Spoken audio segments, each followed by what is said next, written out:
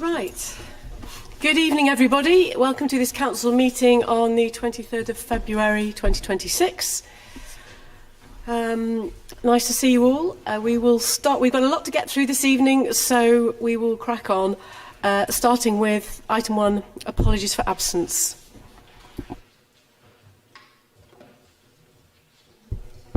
Thanks, Lord Mayor. We've received apologies from councillors Latif and Hunt, and I know Councillor Jafari Marbini will be late. Many thanks. Do we have any others that people are aware of? Councillor Miles? Councillor Goddard will be late. He's finishing work at 5 and so he'll be here shortly. Thank you very much. We're then item 2, declarations of interest. Anyone have things to declare? Councillor Henwood. Thank you, Chair. Within the IOA budget, we have a specific line for the Littlemore Community Centre. Both Councillor Stairs and myself are trustees of that centre, and for that reason, Chair, we will be recusing ourselves and leaving when the IOA budget comes to the floor. There's no other reason other than that we are trustees, and there is a specific line mentioning the Littlemore Community Centre, and that's the reason for that. So thank you, Chair.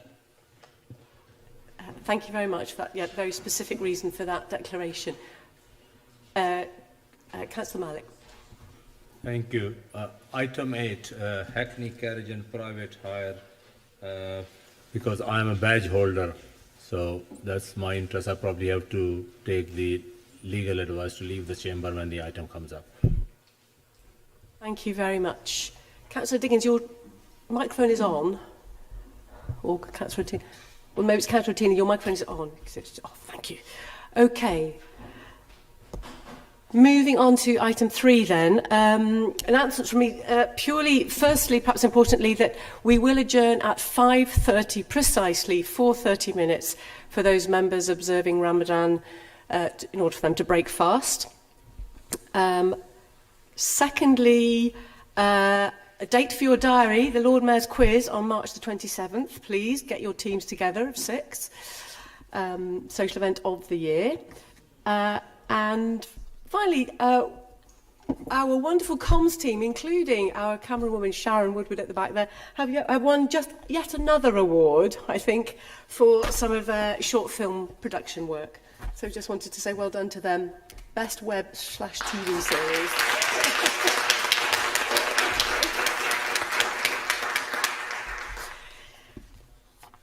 Deputy Lord Mayor, do you have any announcements?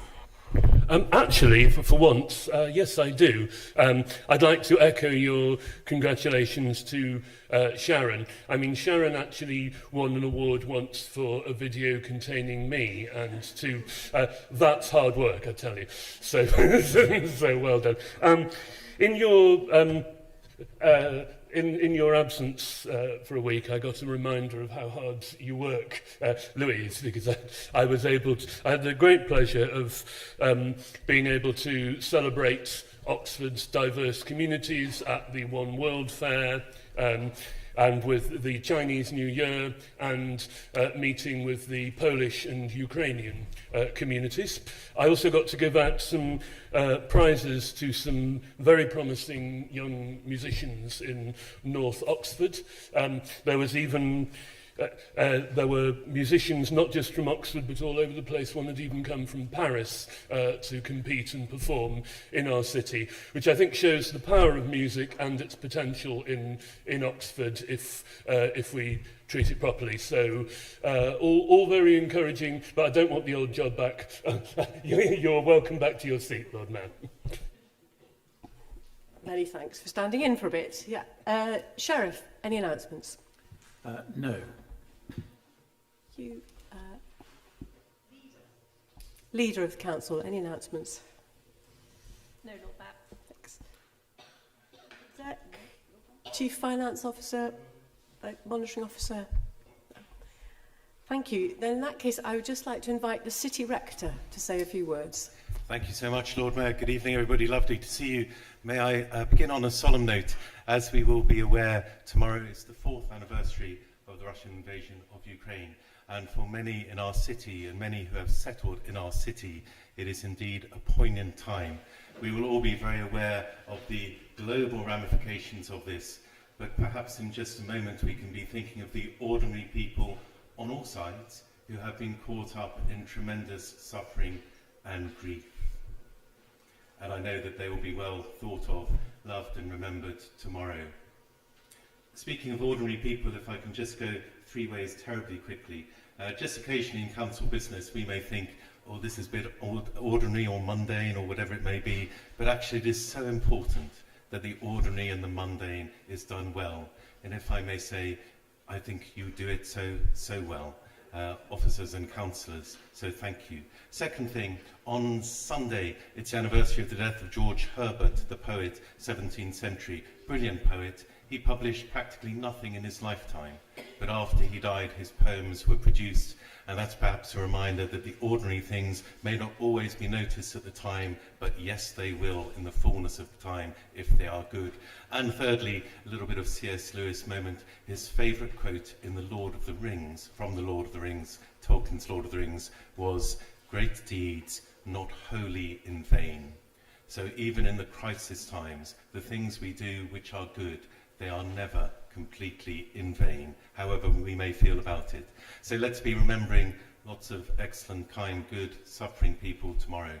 And thank you so much, everybody, for all that you do.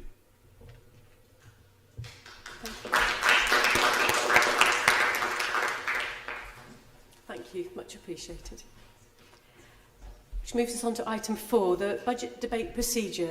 Hopefully you've all read this and understand that there's been a proposal, I think, agreed by all of the group leaders to allow a 30-minute break after we have discussed and voted on the main opposition group budget proposals. We will have this 30-minute break to allow individual amendments to be put forward. They have to be received within 15 minutes of the start of that break in order for Nigel to have a look through and check that they are tenable. So just be aware that if you're thinking of doing one, you will need to get it in within 15 minutes of the start of the break. So I'm recommending that we accept that amendment to the procedure. Do I have a seconder for that?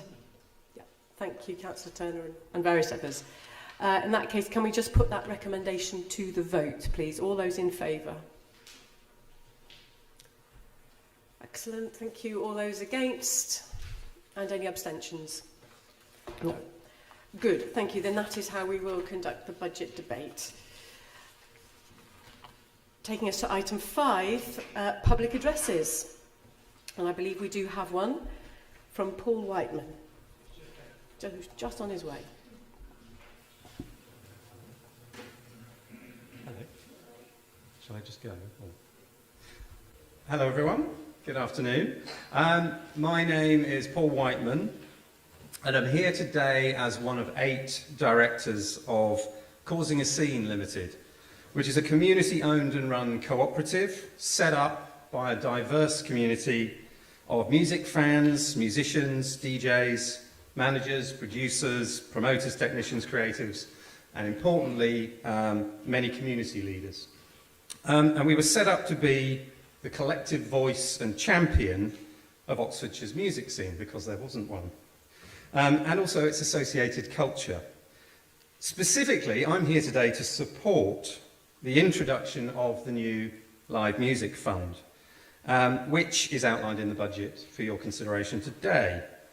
Causing a Scene's vision is of a vibrant, local music culture that's diverse, resilient, and deeply valued, not only for its creativity, but for the hugely positive role that it plays in improving individual and societal well-being, community cohesion, and a sense of belonging that often gets overlooked. And also as a too often overlooked multiplier of the local economy.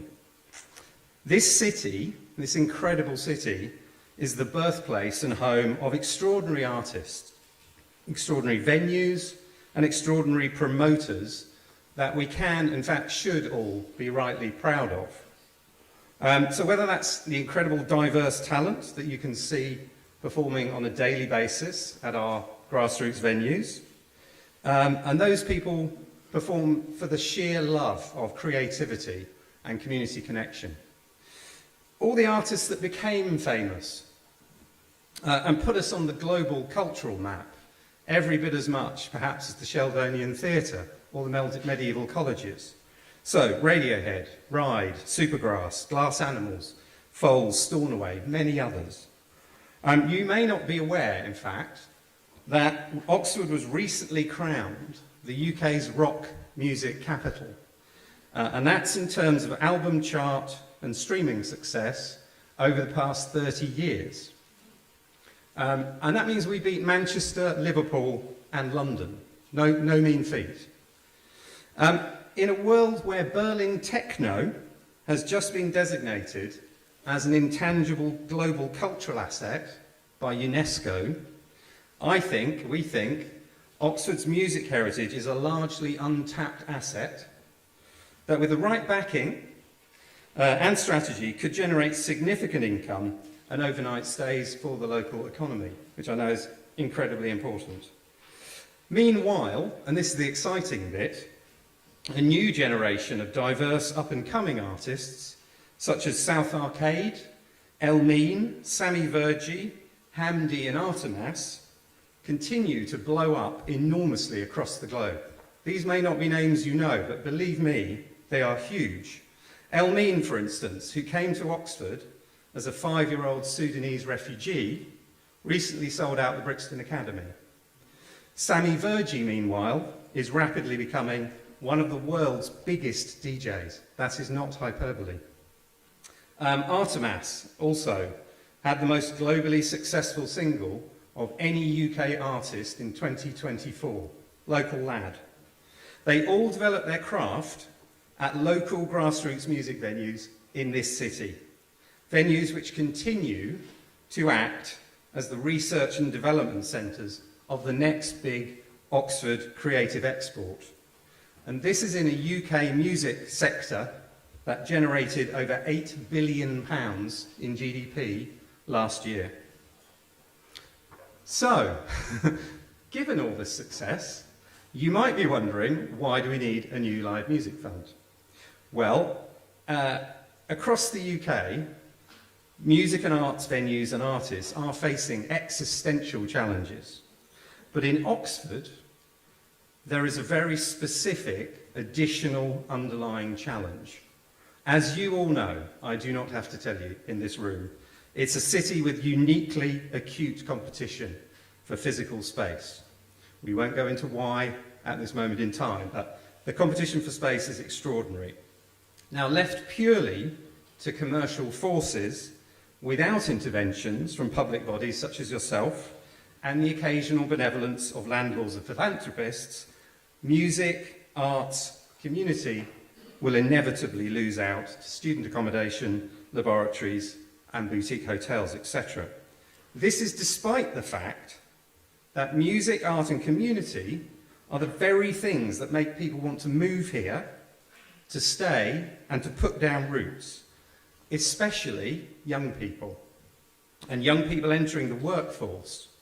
And those young people are required by employers to drive your and their strategic growth plans. No young people, no growth. All of your plans go out of the window. So if you're yet to be convinced, consider this. Tech startups and university spin-outs are essentially subsidised on the basis of their IP until they turn a profit. Why shouldn't musicians and the R&D venues where they learn their craft also be subsidised? So in summary, although we obviously wait with interest to see the finer details and mechanisms of the new music fund, which we would obviously welcome working with you on to ensure it gets maximum impact, we urge every councillor here today to back this aspect of the budget as a brave first step in the right direction. Back the spaces where music lives, the talents that use them, and the communities that thrive in them, and ensure music's place at the heart of Oxford's cultural scene and cultural life and nighttime economy for generations to come. Thank you very much.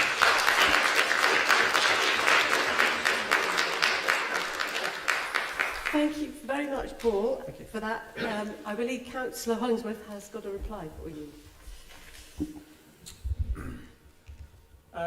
Yes, I was thinking how best to reply this. What you've said and what you're speaking in favour of matters very personally to me, so I thought I would respond very personally. Back in 1995, when I'd been elected an elected councillor for about 12 months, I think, I managed to get into it. I wish I'd dug it out, but I can't find quite what I've done with it. Either the first or second issue of Night Shift has me on the front page. Using my influence as a councillor to try and keep the Point open. I wish it was back open because I really enjoyed that particular venue. But the importance of trying to keep grassroots venues like that is something which I think was crucial in 1995, as many of them were under pressure then, and it's just as crucial now, as you've said. Within 12 months, I was, again, fortunate enough, and it fits into this context of a budget bid. It was a budget bid that I put forward to get my colleagues, my fellow councillors, to support an Oxford bid to be Sound City. I have to say, I was persuading, we had 51 councillors at the time. I think I was persuading quite a number to support me, and I was probably persuading more to understand. I think they knew what Radio 1 was, but Sound City was definitely a stretch. And it did lead to possibly the most exciting moment of my entire life, was the chance to nod politely to John Peel as we walked in opposite directions down Newing Hall Street, and he nodded back, and I will never forget that. But grassroots venues across the city are important. You've outlined why they're important for the musicians. I wanted to cite an example of why they're important for us, the people who go to them. I was looking for a photo earlier this afternoon, which I couldn't find, but what I did find was some photos I took at a gig at the Jericho Tavern a few years ago. It was on a weekend that was deeply difficult, deeply personal for me, and I had the chance for an escape, seeing Willie J. Healy, it was, and his support act, who, for those of you who weren't there, and I think that's pretty much all of you by one person, we're a very little known band from the Isle of Wight called Wet Leg, which is kind of why I was there. But Willie was brilliant, as he always is. And that chance for an escape, for a few hours off what I knew was going to be a hard weekend, was crucial. And I think that is what live music, live arts can do for all of us. So thank you. Thank you.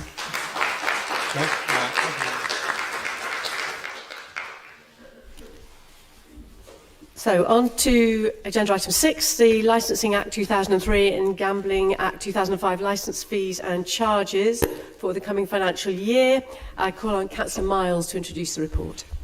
Thank you. As I introduce this report, I'd just like to take the opportunity to thank the licensing officers for their hard work this year, including the late nights where they go on enforcement activities around the city, and that's to ensure that licensed premises are adhering to their conditions in line with the licensing objectives. And we were reminded at the beginning of the year of the important work that these sorts of officers do when we saw elsewhere in Switzerland the tragic events that unfolded where licensing activities hadn't been taken place. So, thank you to our officers for all the work that they do, and this is what the fees and charges cover. So turning to the fees and charges themselves, by way of background, all fees under the Licensing Act are set by statute and cannot be amended, whilst fees under the Gambling Act are either set by statute or not able to be amended or are set to the statutory maximum. So there's no substantial increase proposed to ensure the financial stability of licence holders in the present economic climate. The only minor fee increases proposed are for miscellaneous charges, which are noted in Appendix 1. These increases are between £1 to £2 and are for document requests, such as a statement of licensing policy document or gambling policy document, or a decision notice. So with that in mind, I'd just like to call on Council to agree the licensing fees and charges for 26-27 as recommended by the committee. Thank you. Thank you. And do you have a seconder for that? Thank you. Do you want to formally second it? Formally second and repeat the thanks to licensing officers. Thanks. Thank you, Councillor Mundy. Right, there's time for some questions, if anybody has some questions about this.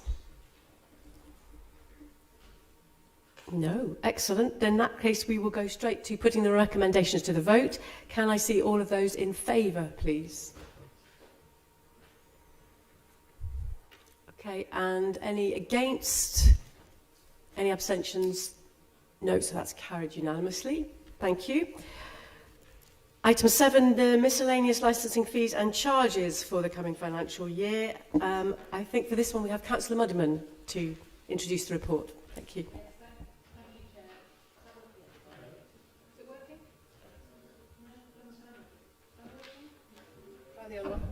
Is that one? Oh, yeah. That one's working. Okay.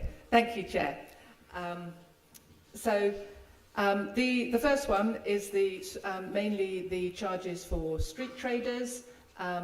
The law says that these charges must be reasonable, proportionate and not exceed the cost of running our licensing scheme.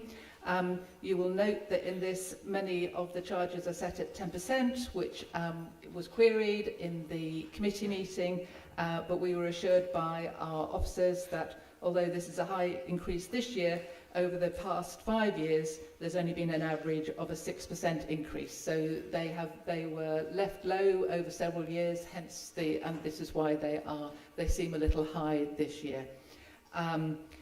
All the committee members voted in favour of this with one abstention, and so I commend these charges to full council. Thank you very much, Councillor Muddiman, and as a seconder, Councillor Raymond. Thank you. Formally second, and I'd just like to reiterate my thanks to all the officers for their hard work over the year. Thank you. Do you have any questions from members of council about this? No, in that case we will move to a vote. Can I see all those in favour of this report? Thank you. Any against? And any abstentions? No, thank you. So that is carried unanimously. Okay, coming to item 8, thank you, Councillor Mantley, Councillor Arshad. Sorry, I will be leaving for item number 8 because my husband works for private hire, so I've been advised to leave the room. Thank you. Okay, that's now. So, item 8, the Hackney carriage and private hire, road closure orders, scrap metal dealers, sex establishments, street parties and commercial events, licence fees and charges for the 26-27 financial year. And I believe we have again Councillor Muddiman to introduce this report. Thank you, Chair. You'll note that on these, mainly the Hackney carriages, there are no increases to the charges for vehicle licences, for driver licences or for operating licences this year. There is only a small increase of 4% to the charges for road closures, which is entirely just to cover our costs. Again, on the committee, 12 of us voted in favour and there was one abstention. So I commend these charges to the council. And just to add, I also echo the other councillors' sincere thanks to all of our excellent licensing officers. Thank you. Thank you very much, Councillor Muddiman. And as a seconder, Councillor Raymond, thank you. Do we have any questions, comments on that report, on this report? No, so we will go straight to a vote. All those in favour of this report? Thank you. All of those against? And any abstentions? No, that is carried unanimously. Thank you. I think rather than move to item 9 and then have to interrupt Nigel mid-flow, I think we will do our half-an-hour break now, 17:26. Okay, see you all back here in precisely 30 minutes. Is that about right? At 6 o'clock. So meet back here at 6 o'clock start, please.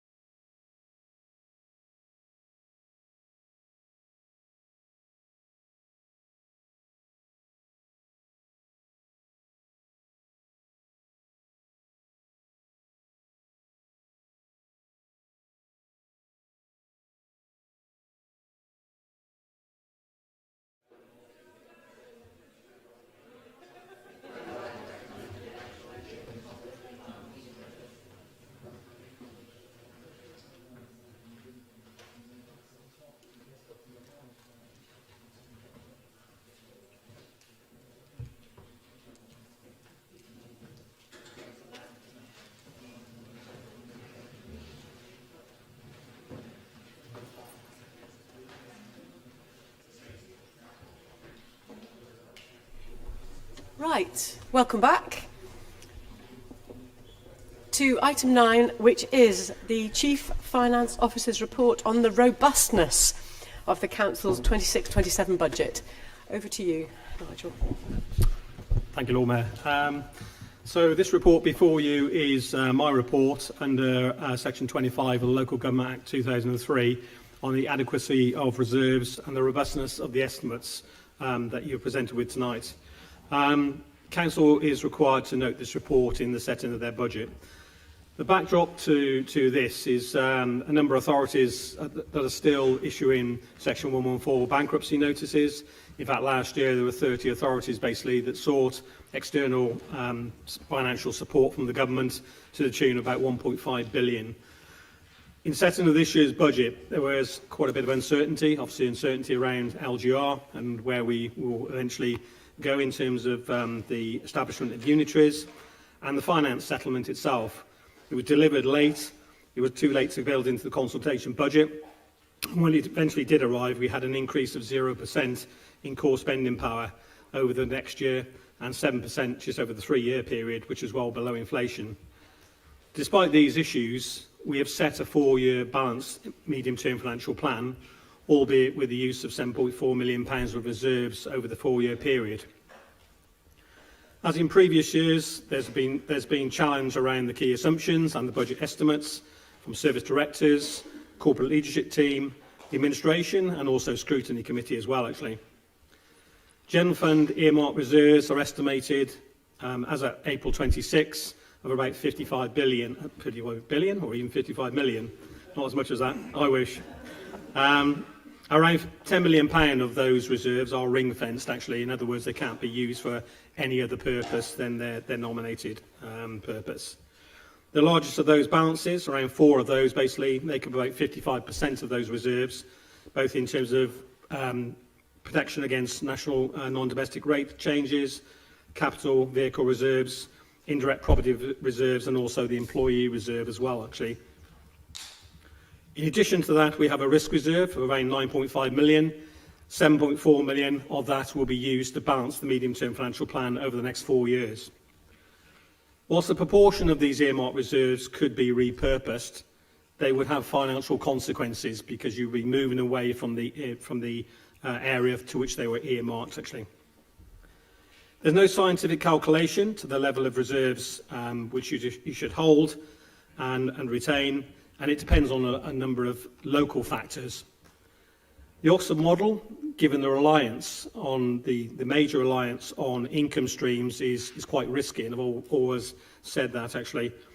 Around 55% of our budget comes from fees and charges and returns from our companies. And you do need that adequate level of reserves, basically, to cover the bumps in the road that will occur from time to time. Having carried out the assessment in meeting the requirements of this Section 25 report, for the time being at least, as a Section 151 officer, I believe that the reserves are adequate to carry over the next 4-year period, and the income and expenditure estimates are as robust as we can get them, given the information that we have. One final thing, just to remind you, basically, whilst we have a reserve date for budget setting and setting the council tax, I would really wish that we will set that budget and council tax tonight. Otherwise, we may well compromise the annual billing process, actually. That's all I have to say. Thank you. Thank you very much, Nigel. So can I just ask Council, please, to note that report? Happy to note. Thank you. Good. Item 10 is then the report of the Scrutiny Budget Review Group, which I think Councillor Fry is going to introduce. Thank you very much, Lord Mayor. First, the group must acknowledge the hard work that this entails each year, where it sometimes feels as though the 4 Budget Review Group members and the 2 key officers, Nigel Kennedy and Celeste Reyes-Lau, spend more time with one another in the first 2 weeks of the new year than they do with their families. We have, I think, 5 meetings then. Nigel's ear will undoubtedly be burning after today's meetings, but we've been remarkably fortunate that he's kept our finances in order after originally joining the council on a short-term basis from his Herefordshire home 15 and a half years ago. So thanks again to Nigel. Our report's been rather overtaken by the publication after the start of the budget consultations of the full details of the fairer funding proposals, which proved to give the Council more financial leeway than the panel had anticipated. For that reason, I will just quickly summarise those main recommendations which have not become academic and which were not accepted when they were submitted to Cabinet. We started by focusing on waste collection. One recommendation which was accepted was to offer residents unable to afford regular garden waste collection a discounted compost bin for their own use. But one recommendation that wasn't accepted on what I believe are largely legal grounds was regarding HMO licensing. There was the suggestion in our report that such HMO licenses should include a mechanism to ensure that waste left behind at the end of a tenancy is collected. Instead, the Council agreed to communicate better with landlords about action to deal with the waste left behind at the end of tenancies. The group recommended, this is the budget review group, recommended that the Museum of Oxford's charges could be made more attractive by offering the option of a keenly priced entry ticket combined, for example, with a drink from the cafe, which would certainly make the cafe rather busier, but this was rejected because I gather Mox is looking at working more widely with other attractions in the city. I imagine that means paying galleries and so on. In the spirit of reducing traffic in the city, it was proposed that long-stay park and ride options be provided to cater for people coming to stay in, for example, the hotels in the city centre for a few days and then come in on the buses. We were told that this would require agreement from the county and therefore couldn't be done this year. Finally, looming over the budget, as we all know, is local government reorganisation. The Budget Review Group appreciated the responsible approach underlying the budget proposals, which was to continue to assume that the budget was balanced over the full 4 years of the medium-term financial plan, rather than having a spending spree over the next 2 years and risking leaving the cupboard pretty bare for the new unitary authority. Thank you. Thank you very much, Councillor Fry. So we are able to take some questions or comments if anybody has some. Councillor Turner. Yeah, thanks, Lord Mayor. I'll be really brief. In a way, it makes me slightly sad that James focused just on the few bits where we weren't quite able to agree, but I think James has enunciated very clearly the reasons why, although I think with all of these recommendations, the direction of travel that the Budget Review Group was suggesting was understood and appreciated, but we couldn't quite agree them this time around, as has been said, for a variety of sort of legal and logistical reasons. But what I actually just wanted to say as well was there's a good deal more where we have absolutely been able to take it on board. Some of the issues, the ones which are up for debate this afternoon, and I think generally we have a really well-worn, well-practiced and well-functioning set of scrutiny arrangements now of our budget. I think it does add value. I'm grateful to people's families for the forbearance that they show with the festival of meetings that James describes, but it does work really, really well. People give up their time to go through things carefully, and I think there's a sense sometimes that, and actually this will probably be the case this afternoon, where you hone in on quite small bits of the budget that are up for amendment. I think this scrutiny group really keeps that wide-angle lens and turns over an awful lot of stones. So thank you. Thank you, Councillor Turner. Any other contributions? No, in that case, can I please just ask you all to note this report? Thank you. Item 11. The medium-term financial strategy, 26-27 through to 29-30, as well as the 25-26 budget. Can I call on Councillor Turner, please, to introduce this report? Yeah, I will, Lord Mayor. Thanks very much indeed, Lord Mayor, fellow councillors. Really pleased now to be moving our full budget proposal for next year and the MTFS for the following 3 years. I'd also like people to note that I'm accepting my own amendment, my own small amendment, which mentions increased capital programme funding for community centre, community playground works, and funds that through prudential borrowing, and also indicating our intention to place on the capital programme pipeline lighting in Gillian's Park. Both of those things, just as a little bit of background, are intended, I think, to pick up the spirit of some of the amendments to come later in debate, because we do want to run this as sort of an open and listening exercise. It is a really unusual time, I think, in many respects in local government. One reason, of course, is the proposals for local government reorganisation. So we find ourselves setting a budget which, unless government policy changes course, which doesn't happen very often, thank you, will never actually be implemented because the City Council's area will become part of a new unitary authority. Nevertheless, we set out a balanced 4-year MTFS here, demonstrating that ours is a council that's able, on the basis of our highly successful Oxford model, to balance its books. When the government chooses a way forward for local government to be structured, I hope it takes note. Secondly, settlement information has come through very late this year, but there has at least been a 3-year funding settlement. In areas without local government reorganisation, it must be very helpful for authorities to have that additional certainty. But it's posed a challenge in preparing budgets, and so I must once again pay tribute to our outstanding finance team, led by Nigel Kennedy, more of whom later, and indeed our wider excellent officer corps.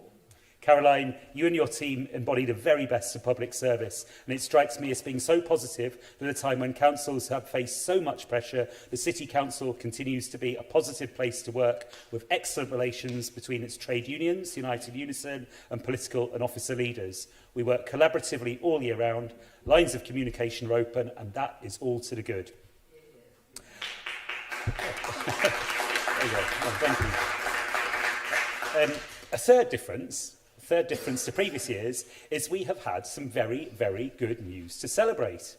Compared to our projections, the government's fairer funding reforms, when taken around, offer us an additional £4.7 million over the next 4 years. The good news doesn't end there either, because the final settlement, while it came late, was worth waiting for, as there was additional homelessness funding of over £4 million provided. We don't yet have all the details of this, but we do know that it will assist with housing for those who need extra support, and I think we're all aware of how desperately needed this money is. And this shows the strength of our partnership with government, with this additional funding marrying up with investment in our homes to use as temporary accommodation, a programme of council house building, the activity of our wholly owned housing company OX Place, and our strategic decision, after the government decided to place much funding for homelessness in the main council grant, rather than it being ring-fenced, to continue to fund homelessness projects in full, rather than use the money for other purposes. Even in our consultation budget, we started from a strong base. We proposed funding for over 1,600 new council homes, as well as £32 million to acquire homes to use as temporary accommodation. We included over £12 million in projected dividends from our 2 wholly owned companies, OX Place and ODS. We set aside £1 million to redo the roof of our wonderful ice rink. We proposed retaining full council tax reduction for those on the lowest incomes. We've proposed fully funding a creche at Blackbird Leys Leisure Centre, and we proposed new community response officers funded out of council tenants' rents to improve the environment and safety on our estates. We reasserted our commitment to the Oxford Living Wage.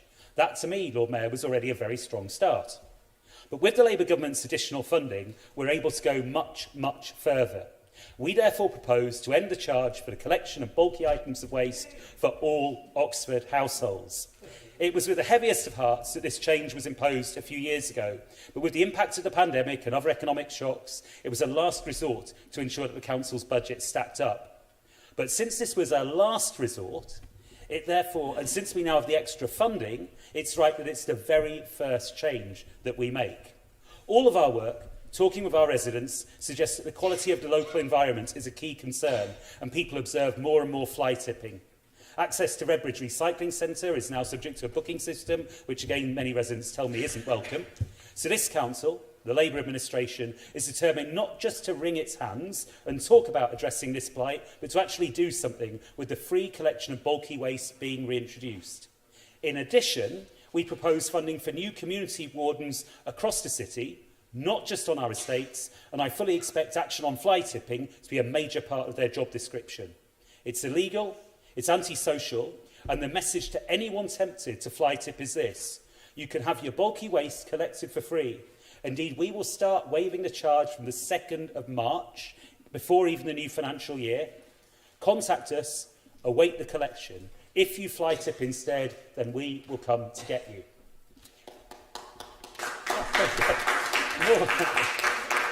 There we go, there we go.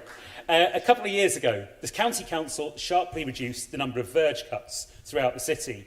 There's another area where we then got quite a lot of feedback. It was, not for the first time, for this council to step in and pick up the pieces. And we propose in this budget to fund a further proper round of verges being cut across the city, helping people really take pride in the appearance of their areas. We all remember the extremely cold weather in recent months. This has taken its toll in many ways. Through fast deteriorating road conditions, I can barely walk out my front door without hearing about the blight of potholes. Of course, real worries for those sleeping rough, who are then accommodated through the SWEP programme, but also with a substantial number of people slipping from cycles on ungritted cycle paths. I doubt there's anyone in the council chamber who doesn't know someone who's been affected. Cyclists are particularly vulnerable road users, but are currently unprotected as the County Council doesn't prioritise the gritting of cycle paths. Last year, we made some funds available for the gritting of cycle paths, but as plans were worked through, it became clear additional extra investment is needed for this to happen. This too is something we're proposing with our additional government funding so we can grit cycle paths in time for the next cold spell, whenever that comes.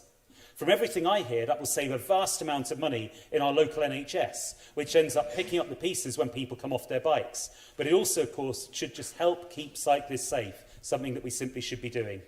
And at the same time, I'd appeal to the County Council that in planning its own gritting arrangements to please think of pedestrians and cyclists as well as other road users. There are several other initiatives that people will notice with our new funding. We propose a new modest pot to support live music, and we heard the brilliant public address earlier. I learned an awful lot from that, and what a wonderful heritage our city's got in that respect. And I'd really like to thank my colleague James Taylor, the Council's live music champion, who's been pushing us really, really hard to think about what we could do. The amount initially is quite small, and we'll scope out how best to make a difference with it. But from what I understand from the sector, which is so special in Oxford, but is under real pressure, even small amounts of money can go quite a long way. We've also put forward a fund for grassroots sporting infrastructure. In due course, we'll publish the ways that groups can bid for this money, but I'm very aware that there are other pots of funding, grant funding, that require a match, and so we see that this money has real potential to leverage investment into Oxford. And many grassroots sporting groups will benefit from our proposal once again to freeze pitch hire fees. We also propose some modest additional funding for Oxford's international links. We're a proudly international city, and there have been so many memorable events with our twins in the last year. The concert with Leiden, Bonn Week, and the visit of the Mayor of Ramallah spring particularly to mind. Unfortunately, last year we needed to change the role of our international officer so she can focus on the Council's wider, very ambitious programme of events. And this money will help us support those brilliant volunteers who enable all parts of our community to benefit from our international links. They're doing a wonderful job, and this gives them some extra backing. Colleagues will have noted that there's an additional £150,000 included in the capital programme for community and play facility maintenance. This is our late amendment to the budget. I'd already been in dialogue with officers about reprioritising capital works to make sure that where play equipment is failing, we can get it replaced in a timely way. I also note from various budget amendments that there's ambition to do more in this area. So we believe here we're putting our money where our mouths are with new additional funding for this vital work. There are three final things I'd like to say in wrapping up. First, I mentioned the sterling work of our council finance team earlier in my remarks. For over a decade, that work has been led by Nigel Kennedy, and as many here will know, Nigel begins his well-deserved retirement in a matter of weeks. Nigel's been an absolute pleasure to work with. He gives clear, sound advice. He brings a can-do mindset when it comes to members' priorities, but at the same time stands for no nonsense from members or officers, and has worked tirelessly to see our council finances put on a stable footing. I know that with his officer colleagues and our council companies, he'll sometimes be a challenging partner, but that challenge is always motivated with the best of intentions. And I believe that what Nigel has worked with us to build, a balanced 4-year MTFS, new levels of investment in our homes and our communities, and the success of the Oxford model, that's something truly special and probably rather unique. Nigel, we all thank you for what you've done, and you will be greatly missed.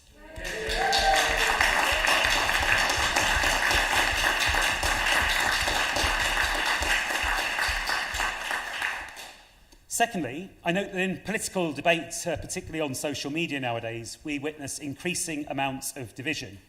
This makes me sad because I honestly believe that most people who get involved in mainstream politics do so with the best of motivations.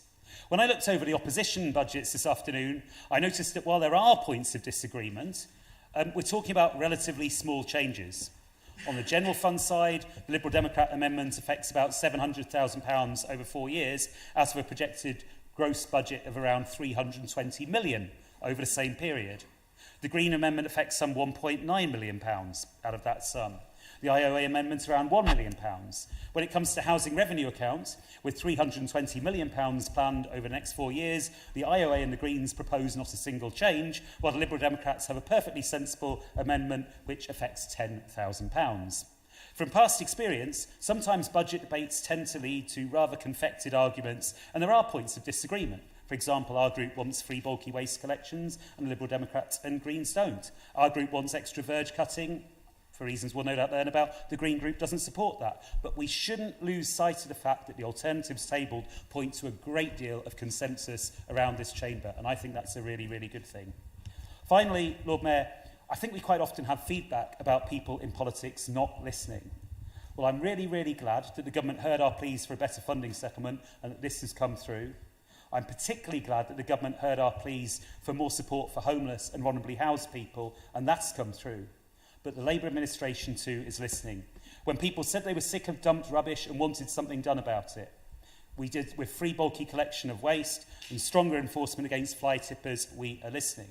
As people said they wanted to feel safer in their communities, we stepped forward and we're proposing new wardens to help achieve exactly that. When people said they were sick of the sight of overgrown verges, we're listening and we're stepping up and funding extra verge cutting. When people said how valued grassroots sport was, we listened with a freeze in the pitch higher fees and the proposed new funding pot to support this vital work. And when people point out, often with first-hand experience, the acute housing crisis in Oxford, we listen, we act, and we're funding over 1,600 new council homes. The effects of this budget, Lord Mayor, will be felt across every part of our city, from Barton to Blackbird Leys, Rosehill to Risinghurst, Cutterslow to Cowley Road. It will make a really, really positive difference, and that's why I hope for your support this afternoon.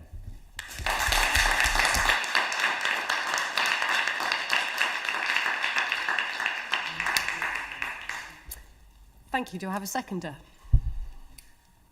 Yes, Lord Mayor, but I reserve my right to speak. Thank you. Thank you very much. So, just a reminder then, we've had an introduction to the Labour administration's budget proposal.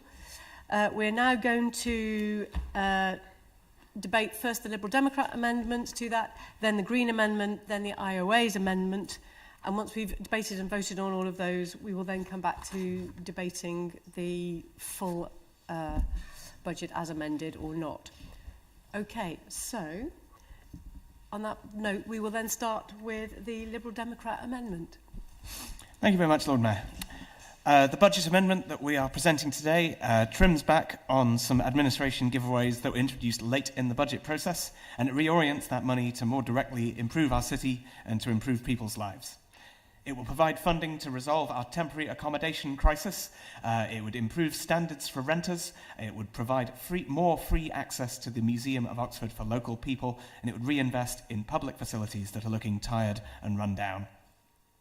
The administration budget would spend £142,000 in the first year and £102,000 a year thereafter on subsidising bulky waste collections. The theory goes that this will reduce fly tipping.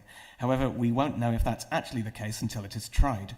We propose to instead reduce the discount rate to 0, whilst leaving the main rate as it is for the time being.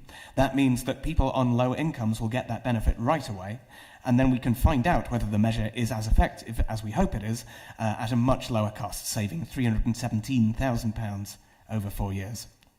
The administration also plans to invest £100,000 a year in community sports development. In our view, this is too tightly focused because there are many other kinds of community organisation that we might wish to support, such as arts organisations, volunteering groups, community support organisations.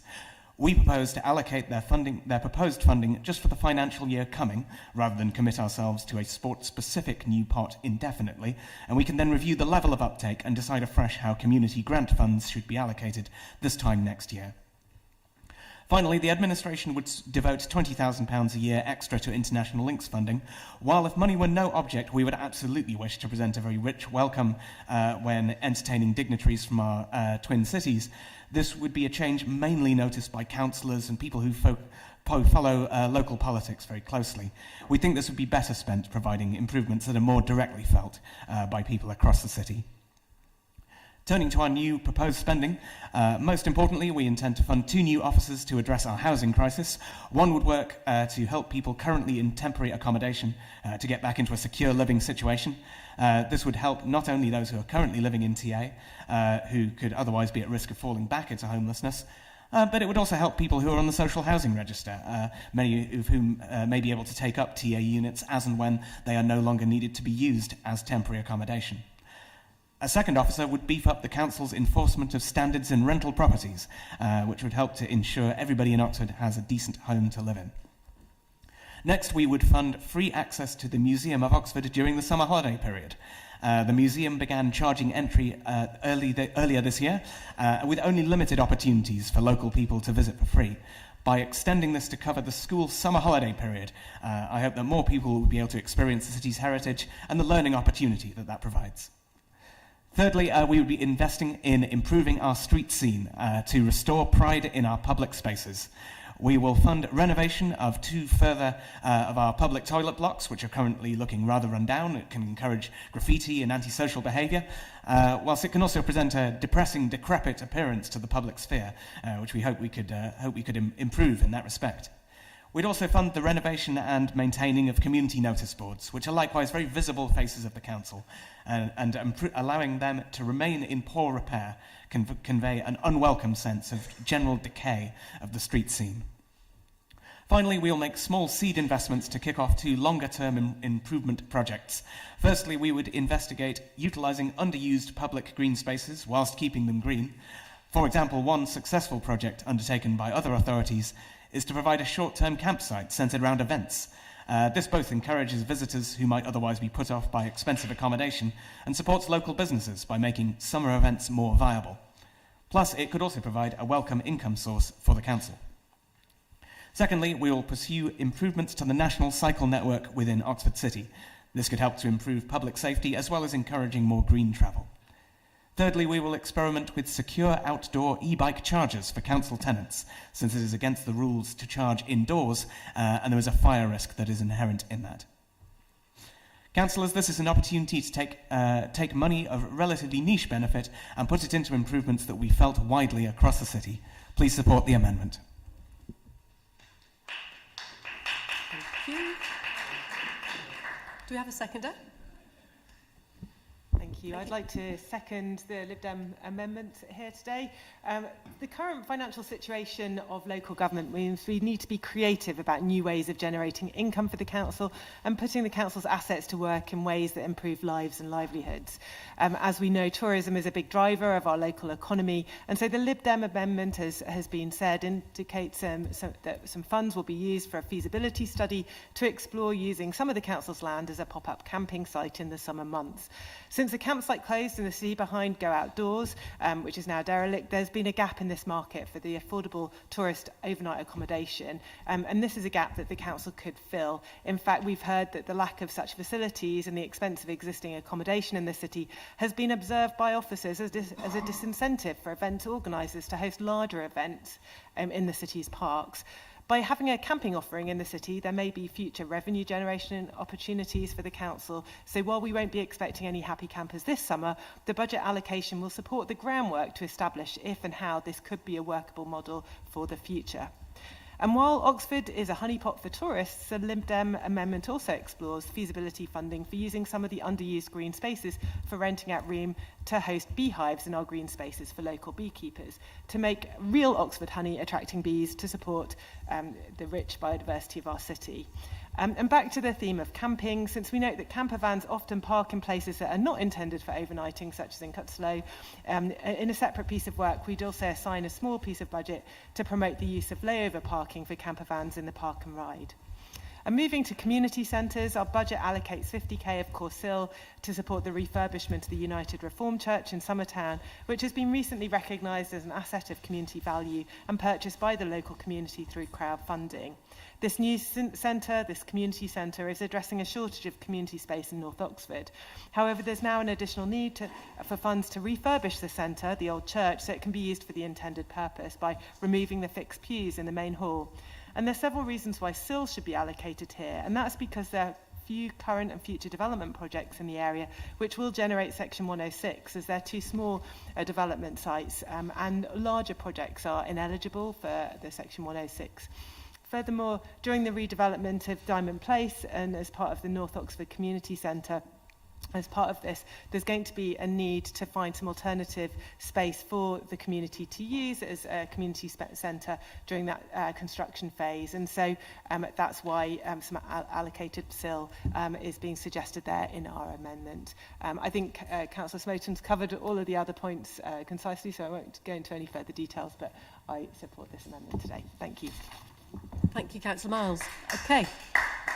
I will now open this up to the floor. Councillor Fry. Thank you very much, Lord Mayor. I'd like to focus on the suggestion of removing the fairly small £20,000 a year for international twinning links. If the members objecting to this were more familiar with the workings of the international links, they would know that the links are not, as they characterise in their amendment, presenting a rich welcome when entertaining dignitaries from our twin cities. Instead, they're one of the few ways of supporting community-based links with Europe after the folly of Brexit.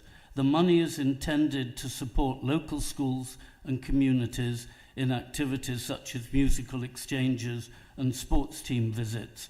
The members drafting the amendment and the later IOA one along the same lines may not be aware, for example, that last weekend Oxford hosted many musicians, mainly young people, from our twin cities in the Netherlands and Italy, and they were joined by musicians from Oxford at 2 different concerts. When I went to Bonn as Lord Mayor, and I should point out that, like, to the best of my knowledge, all recent civic office holders paying my own way, this coincided with a visit coordinated by Councillor Turner by a young football team that was mainly from Rose Hill. Such exchanges are organised by volunteers, and it is, to put it mildly, embarrassing to see the limited ability of this council to offer some financial support to Oxford community linking groups when compared with the hospitality offered by our twin cities. Several members here have participated fully in these exchanges and can vouch that these are not the freebie jollies that seems to be believed for elected members. And I hope that, for example, Councillor Malik can corroborate what I'm saying. We once had twinning officers like our European partners. Now the post is disappearing into the events team. £20,000 a year is a very modest request for support to local groups and to allow the city to reciprocate the warm welcome that Oxford Cultural and Sports and other groups are given when they visit our twin partners. Please reject this amendment. Thank you. Councillor Fairweather. Thank you, Lord Mayor. Following on from the speeches by Councillors Smoton and Miles, I start by talking about the bulky waste collection changes proposed by the administration, but I seem to have been preempted. I'm pleased that the Labour administration has U-turned. It seems to be a usual Labour tactic these days. Our amendment will overcome the deficiencies in the original Labour proposal and ensure that those who can least afford it will still be able to get bulky waste removed.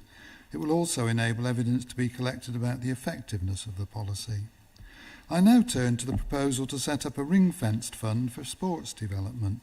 Whilst I can see the desirability of such a scheme, there are many other social activities which also need funding, which my colleagues have mentioned.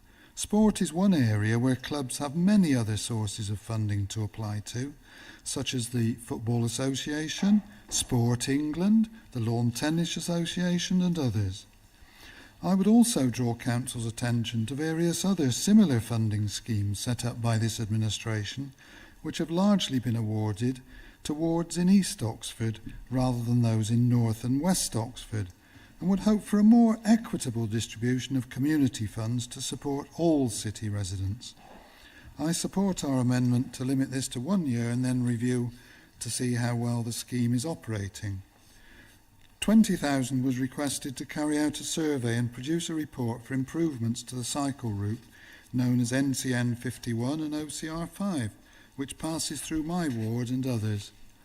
This route serves the huge new developments north of the A40, including Frideswide Farm, Water Eaton and others, which will bring well over 1,000 houses into use. It provides a much safer route from the northern boundary of the city into the centre. It's in urgent need of work in several places and needs a coherent proposal developed. Finally, I speak in support of allocating £50,000 to the excellent project to refurbish the former United Reformed Church in Summertown. This community-funded project needs this to complete the initial refurbishment of the main hall into a multi-purpose space so that many different activities can take place there. And as my colleague Councillor Miles has mentioned, it also brings into use an alternative venue for the Noah Community Centre while that is being rebuilt as part of the Diamond Place development. Please support our amendment. Thank you. Councillor Rowley. Thank you, Lord Mayor. I hope to be brief, but I feel that I do have to reflect in this budget debate what people in my own ward have told me about their priorities in recent weeks and months. Every time I go to Barton, people point to a pile of rubbish, and quite often they tell me who's dumped it there. Somebody who either can't or most likely won't pay the bulky item collection fee or go through a long application process. And I have to admit, although it was our own administration that had to do it because of the financial situation the council finds itself in, I have to admit that fly tipping got much worse in Barton practically the minute we introduced charges for bulky waste collection. And everybody I've spoken to about it has told me that they would strongly support removing that charge. Secondly, I'm lucky enough to have in my ward Barton United Football Club, which is run on a shoestring by local people, some of them elderly, none of whom get paid for it. Yet it involves 200 kids, mostly from the estate, who are an area of deprivation. It is a real factor in promoting health and inclusion, and a measure of how much it's promoted inclusion is that Barton United girls teams have won the Oxfordshire Cup for their age group 2 years in a row. Something of which the whole estate is very proud, but it's run on a shoestring. They don't have much money. Sometimes they come for me and tell me they're struggling with money. What is proposed on the pitch fees would be a godsend to a group that does so much for kids who don't have much. Thank you. Thank you. Councillor Clarkson next. Thank you. I think that Councillor Fry has basically stolen my all that I was going to say. But what I would add on the football team from Rose Hill is that I don't think any of those young players who went to Bonn had ever been abroad before, and the opportunity for them to meet young German footballers and to exchange and to share their love of sport together was life-changing. On Saturday, the main hall was absolutely full. That was mainly of local people. It wasn't dignitaries. It was just ordinary local people enjoying a fantastic concert. Those are the people who will miss Twinning Links, not the dignitaries. Thank you. Thank you. Councillor Turner. Thanks very much, Lord Mayor. Just briefly to reflect on this amendment, I understand the spirit in which it's put forward. I think there is a real shame about the bulky waste point, and I think perhaps unwittingly Councillor Fowler gave voice to it rather well. On the one hand, Councillor Fowler told us that it was a terrible mistake to have brought this charge in.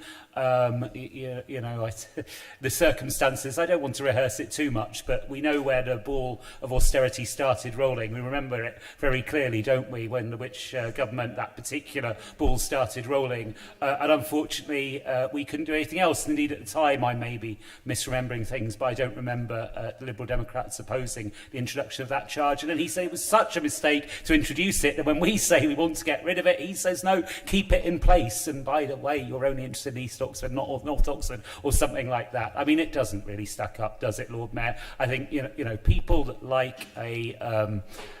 like Councillor Rowley are seeing all of the upset and anxiety that the fly tipping menace is causing in our communities. People that share that frustration know what they've got to do in respect of this amendment. Councillor Rowell. Thank you. Yes, I'll keep this brief, but broadly, we really like an awful lot of what's in here in this amendment.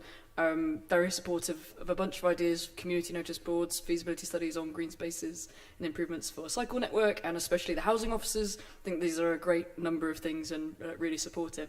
The one thing that we find slightly difficult or are concerned about is the key way in which it would be funded, which is the cutting of the community sports development grant.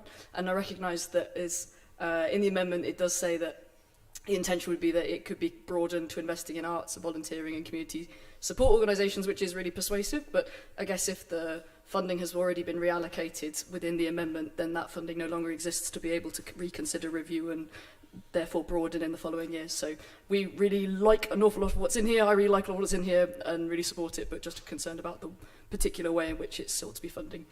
So I'm minded to abstain when it comes to the vote, but like what it's looking at. Thank you. Councillor Hollingsworth. Yes, thank you very much. I wanted to start by saying, as others have done, because of the proposal to reduce funding for the bulky waste service, which I think is regrettable, I can't support this, but I wanted to highlight there's positive elements within it. And I wanted to, particularly in view of the public address we had earlier on, to pick out the really interesting idea about looking at, I suppose campsites isn't quite the right word, but events which can happen overnight. One of the things we're trying to do as a council, I'm sure our champion would be able to highlight this, is that Oxford has had a little bit of a reputation for not being a great place. If you're an organiser of an event, it's been quite difficult to come to Oxford. You're seen as a place which is a bit negative about having events, about having visitors, about having cultural things happen. And that's something we're trying to change and beginning to make progress on this. And this would fit very much into that. Give us greater opportunities to bring in event organisers from outside. And that's the crucial bit. These should never be one's events that the City Council tries to run itself. There are people out there who are much better at it than we would ever be, and having them come. So I hope that even though I will be voting against this, we can find ways of bringing this idea forward. And I thought what was particularly positive, and I'm sure the councillors, I'm not going to name, but I mean they will know whom they're that some of their constituents can be quite negative about having people come to Cutslow Park, because there are always a torrent of objections every time an event happens. I see one person shaking his, and he runs trains in it, I'm well aware of the correspondence. Every time we've had an event in Cutslow Park, a small number of people have tried to prevent it happening, and I appreciate how frustrating that is for you as councillors, so it's really positive to see that coming over. And I would like to see not just South Park where we have events and Blackbird Leys where we have events, that Cutslow Park has a real opportunity to be a fantastic event, and is also conveniently close to a railway station, which makes it an even more accessible and environmentally appropriate venue. So a really interesting idea, and it's a good one, and I hope we can find ways of making it work. Thank you. Councillor Chapman. Yes, just a number of points about this amendment. First of all, I mean, I've always seen the Liberal Democrats as an internationalist party, from my experience in the past, and therefore I'm really surprised to see that they want to cut the international link spending. It seems to me that you want your cake and eat it. You want to be fostering links, internationalists, looking outward, redrawing the European Union, all these things. And then when it comes to supporting a modest investment to further those links, to support the many volunteers who give up their time, the hosts, all the people who give support to the concert we had in the town hall, a wonderful concert on Saturday night, you want to pull the rug out from under that and send a signal that it doesn't matter. What is the logic in that? Secondly, on the bulky waste issue, I don't think your proposal would do what you say it does. I mean, the discount rate is not zero, right? The discount rate is 50% for people on benefits. So if you take away our proposal, the status quo stays entirely intact. So most people have to pay for their bulky waste to be taken away, and a minority get a concession. This is tinkering while fly tipping happens, frankly. This is just not a bold or imaginative enough approach to this matter. And again, I'm very, very surprised. It's sort of tinkering around the edges, and it won't do what we need it to do. So that's another reason why I can't support this amendment. And the third is about sports development. I've had quite a lot of experience in my life recently in the Charlwood Cricket League. And I know how it is a struggle for cricket teams in particular to get the funding they need. And small sums of money do make a big difference. They often can't get small sums from the FA or from the ECB or from whatever. They can get big sums, but that's not actually what they're prepared to take a risk on, nor do they have the capacity to apply for those type of grants. So this has a gap in the middle that many sports teams would actually really benefit from.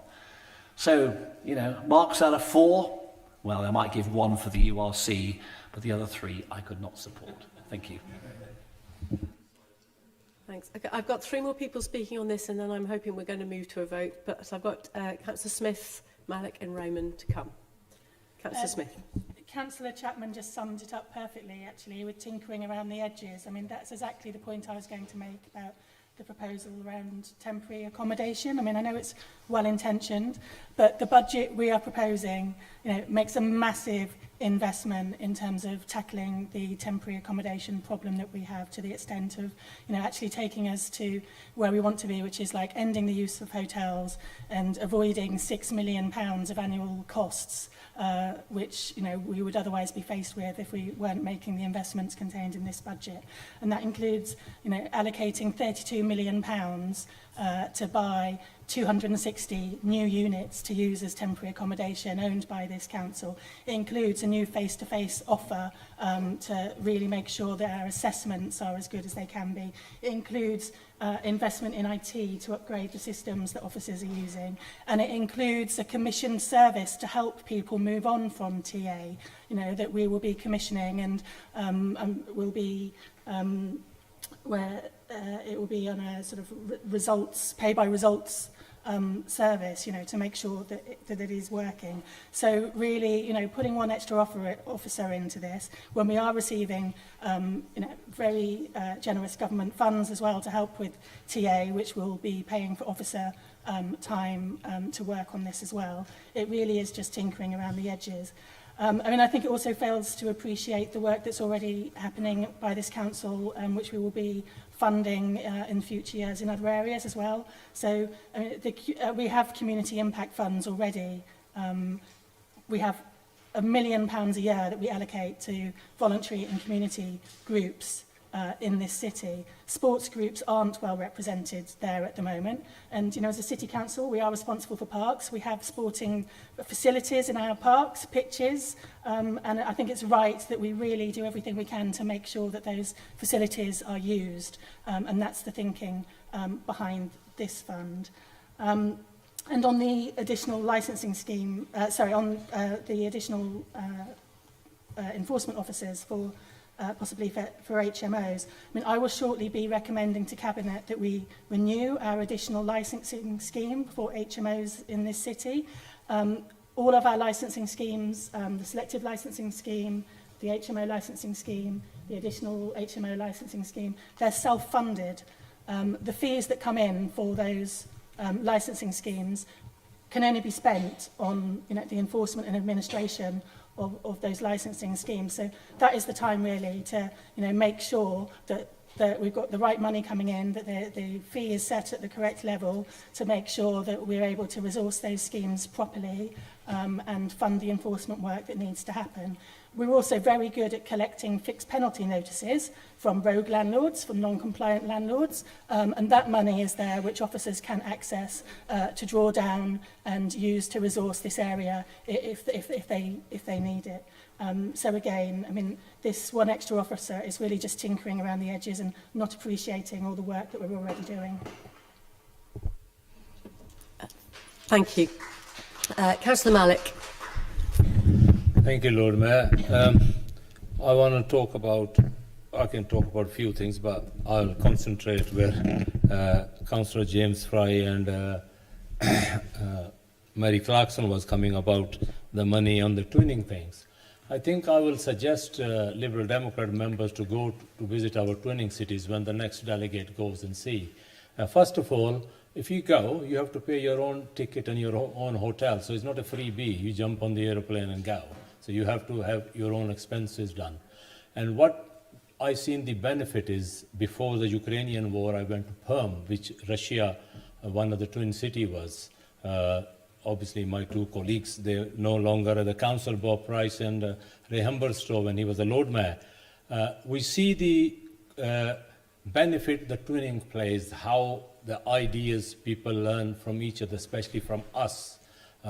Oxford is a city of knowledge. We have people come across, they're talking about 20,000. I mean, I think Councillor Turner not been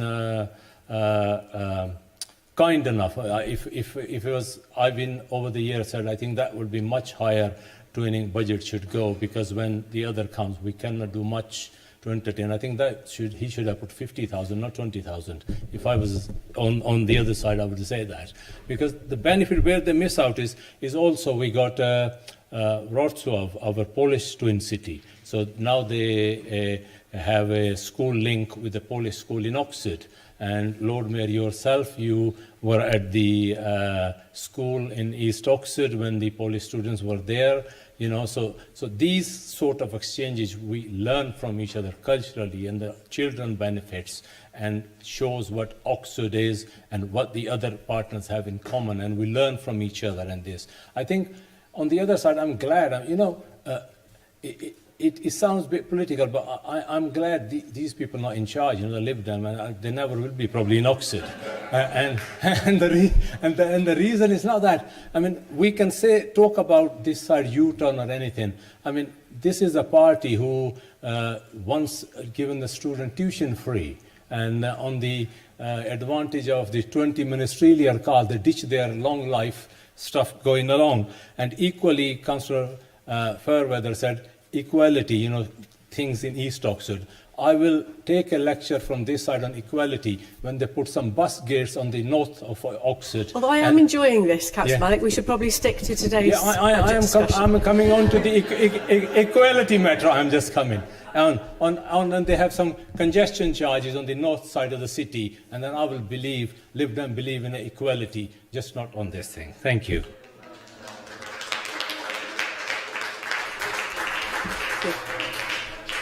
Councillor Raymond.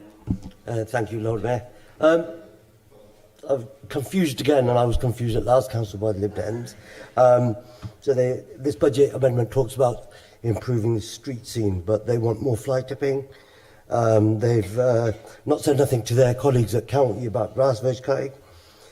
They haven't done anything about the potholes, so I'm just a bit worried, just a bit concerned of what they want to do. As Deputy Lord Mayor said, since the bulk waste collection has come in, fly tipping has increased, but they want to take that away. So what exactly do they mean about street scene? And Councillor Smith said it's trinkling at the edges. It's exactly that. It almost feels like they just put this amendment in because they had to put something in. So a lot of it doesn't make sense. It's a little bit confused to me.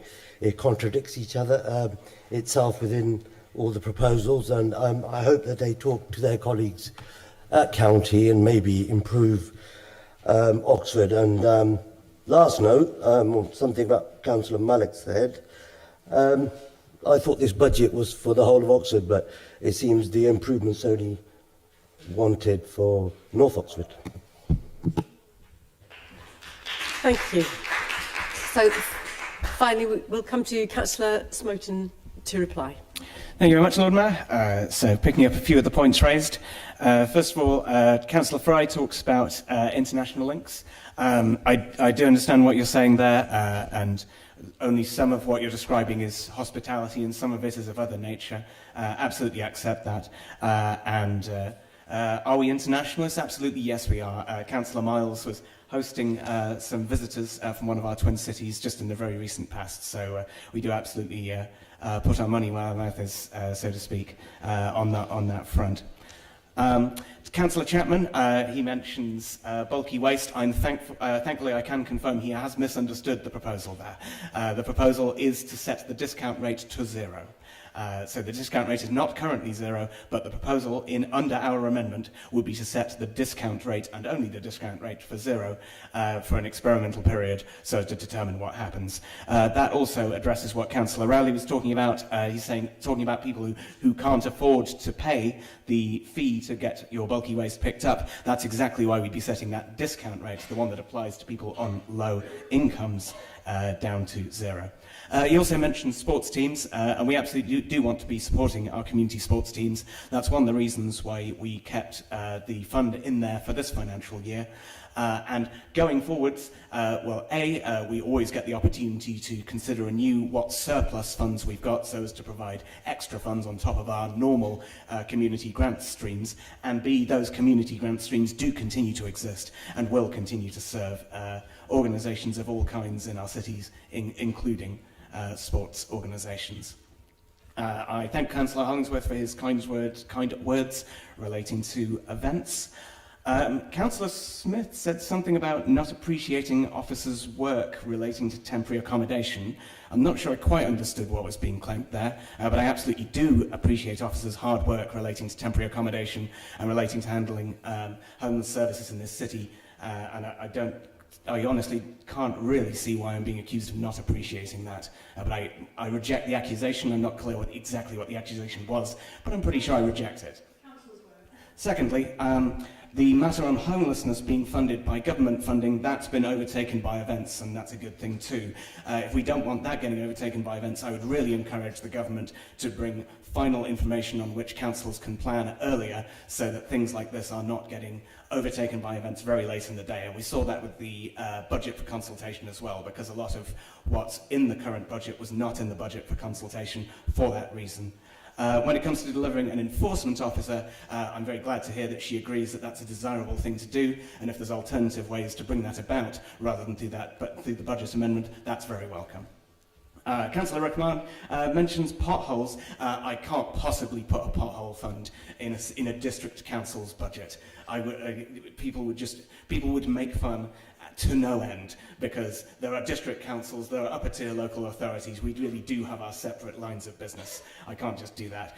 He also accuses us of benefiting only North Oxford. He appears only to have read the final line in the budget amendment in that case, because the matters relating to homeless services, they serve the whole city. The matters relating to standards for renters, they apply to the whole city. The Museum of Oxford are a benefit to the entire city. So his accusations are accurate if you ignore absolutely everything else in the budget amendment, but if you don't, then they're false. Finally, very few people have said anything about the spending here. It's all the standard stuff that comes up with budget amendments, of people having a go relating to what the cuts are, and people have very little to say about what's on the other side of the scales. That being so, that suggests that people are broadly speaking in favour of what's on the other side of those scales. And so I'd encourage you, please support the amendment today. Right. Now we come to voting on this Liberal Democrat amendment to the budget. Please can I see all those in favour of this amendment?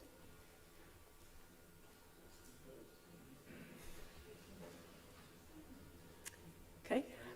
Can I see all those against this?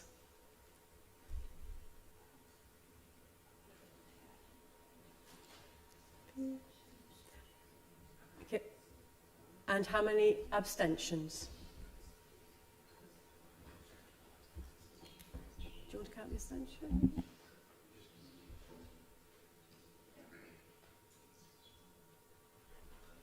That amendment has fallen. Thank you. So we now move on to the Green amendment. And I call on Councillor Jarvis to introduce his group's amendment.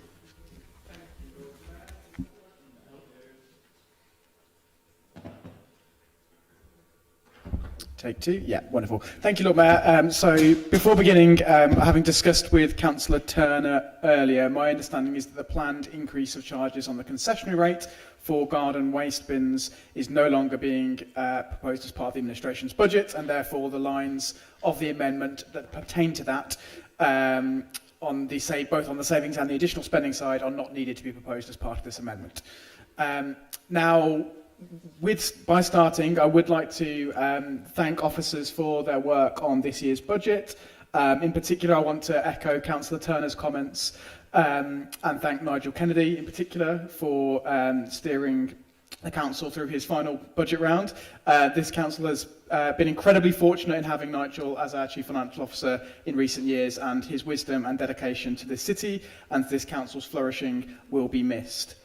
I would especially like to thank officers for their work on this budget in the context of considerable uncertainty in local government, both in relation to the overall financial picture, but also against the backdrop of impending local government reorganisation. In light of that uncertainty, we are, as the Green Group, are not proposing drastic changes to the budget proposed by the administration. Instead, what we've sought to do is bring forward proposals which members across the council have indicated there is broad support for in various fora. These proposals primarily reflect recommendations made by this council's cross-party scrutiny functions and draw on the spirit of discussions we've held during full council debates on the local plan and on other items as well. So our amendment proposes to fund the following: the proactive management, installation, replacement and repair of the city's notice boards, something which the council's scrutiny committee supported. Investment in improvements for parks across the city and investment in new pocket parks to help improve the public realm, both of which we believe to have cross-party support, reflect conversations we've had in this chamber, both in discussions on the local plan and at other junctures. More support for community groups through increasing the budget for community grants, recognising the vital role that community groups play in our city. Now, in order to finance these, and I suspect this may be where the bulk of the discussion ends up taking place, we are proposing small reductions in some areas of spending, primarily those which were additions made between the consultation budget and the final budget presented to Council this evening. So our amendment would reduce the number of new neighbourhood wardens and remove additional verge cuttings. Alongside this, we're proposing to halve the charge on bulky waste collection rather than cutting it altogether. This, we think, would deliver a substantial part of the intention behind the changes to bulky waste collection charges without reducing the amount of revenue the council has at its disposal to spend on services. So, in sum, we believe these amendments, while small, would make a significant improvement to the budget and to the MTFS as proposed by the administration, and I would urge councillors to support them. Thank you. Councillor Powell, to second. I'll reserve my right. Thank you. So, in that case, I will open it up to the floor. Who would like to speak on the Green Amendment? Councillor Taylor. Hi, yes. I was quite disappointed with this amendment, to be honest. In the North West Estate and in most of our working class estates in the city, once you get past the transport stuff, probably the top three issues is cost of living, crime, and especially ASB, and fly tipping and the state of our streets. And I think the cuts proposed especially ignore those concerns that come up a lot in our estates. It's a reduction of the neighbourhood wardens, but it's a massive reduction in the neighbourhood warden scheme. I don't understand why a 50% reduction of the bulky waste charge would really have any impact. I mean, it's the fact that there is a charge is the fact that is why most people refuse to pay it. It's not the scale, it's the fact that there is any charge whatsoever. And these cuts are proposed in order to fund notice boards and pocket parks, especially the two things I'm going to focus on there. Notice boards are important. We've had multiple amendments on them today, but with the combination of the stuff at the front and the combination of the stuff in the capital budget, it would spend 110 grand on notice boards in 1 year, the 2026 to 2027 budget year, which I think is massively excessive. And that 110 grand, instead of that, you could have the 80 grand for the two neighbourhood wardens that the Greens are proposing to cut out of the budget, and you could nearly get the entirety of the savings of not reducing of not scrapping the bulky waste charge. Sorry, and all of this is again like pocket parks. I mean, if you seriously go to like the Barton Estate or the North West Estate or Blackbird Leys or the most working class parts of our ward, I mean the places that need the money, and you tell them that we've scrapped these great things that are great for these specific areas in order to fund pocket parks in the city centre, I think they would all be quite, or pocket parks in general, I think they would be quite disappointed, to put it mildly. I mean, I really think it's a amendment proposal that ignores some of the best things we're doing in the budget for working class areas and more deprived areas of Oxford, and that is why I'm really encouraging people to vote against this. Thank you. Councillor Ottino. Yes. I must say, the ideas to spend money are always welcome, and I would have said that to the Liberal Democrats as well. There's probably no ideas that are going to come up in this meeting that we wouldn't all like to see if we didn't have the money. But this meeting is about choices, about priorities, about where we spend the limited money that we have got. And I've come into politics because I am upset about social inequality, and I want to do all I can, and I want this council to do all it can to reduce those inequalities. And the choices in this budget amendment, I'm afraid, fall all on those on the lowest incomes who live in parts of our cities with the highest deprivation.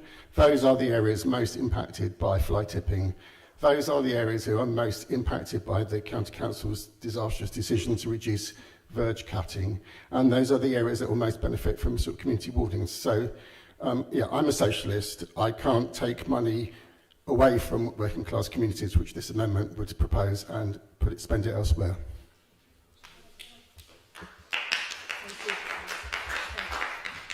Councillor Chapman. Thank you very much. I mean, one of the biggest messages I think we're getting on the doorstep at the moment, along with the issues around cost of living and things like that, is pride in the city. People want pride in their city. And these proposals are going to undermine that. Because first of all, they're going to make it more difficult for us to tackle fly tipping because they're going to water down the bold initiative we have on the table for bulky waste. And secondly, it's going to reduce the number of verges, and rather than increasing them, it's going to reduce them, if I read this properly, from 3 to 2. A little bit of history about the verge cutting might be worthwhile here.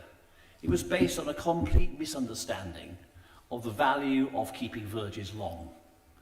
When our ecologist went out and actually examined the ecological benefits of this, he found it was true in about 7 or 8 verges in the whole of the city, and we have kept faith with that.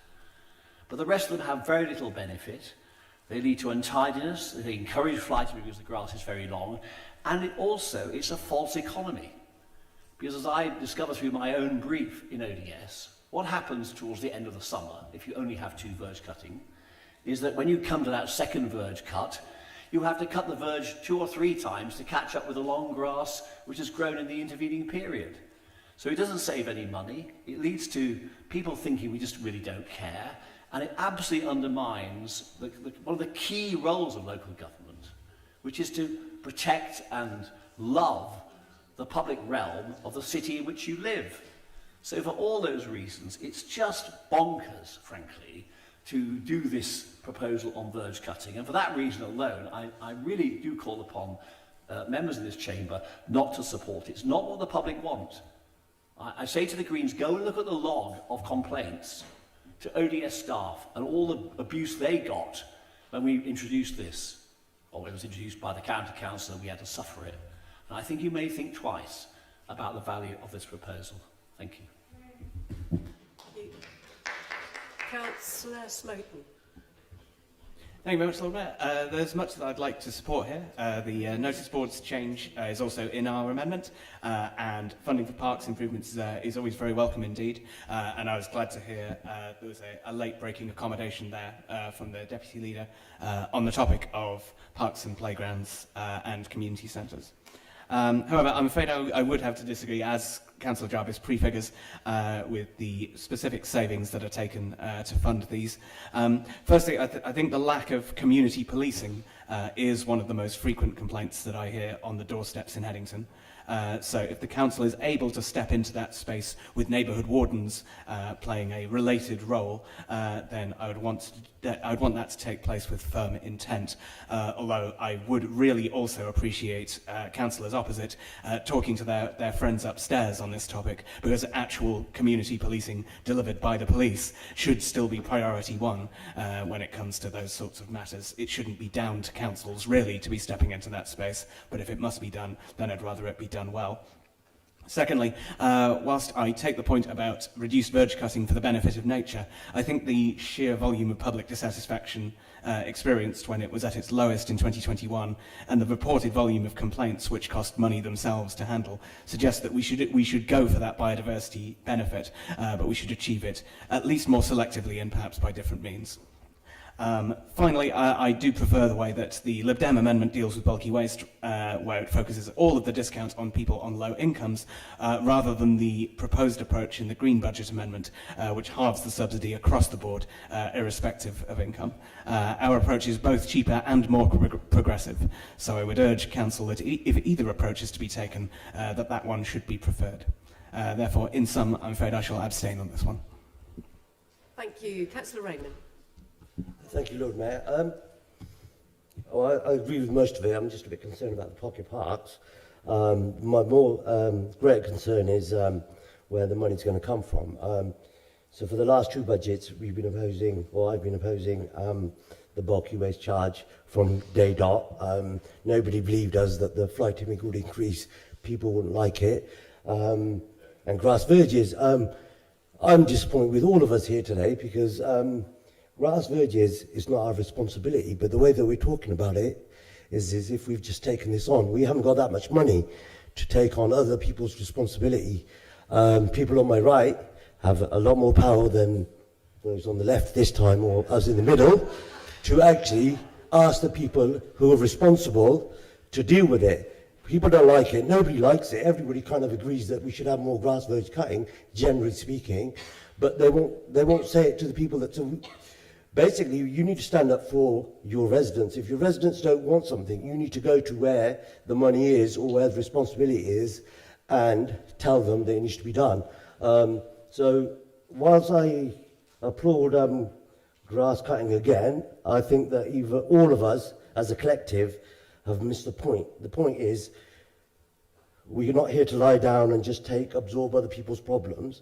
We need to stand up for the residents and go back and say, listen, this is your job, you do it, because our residents don't want it. So I'm going to abstain from this budget amendment only because of the pocket parks and where the money is being taken from. Thank you. Councillor Miles.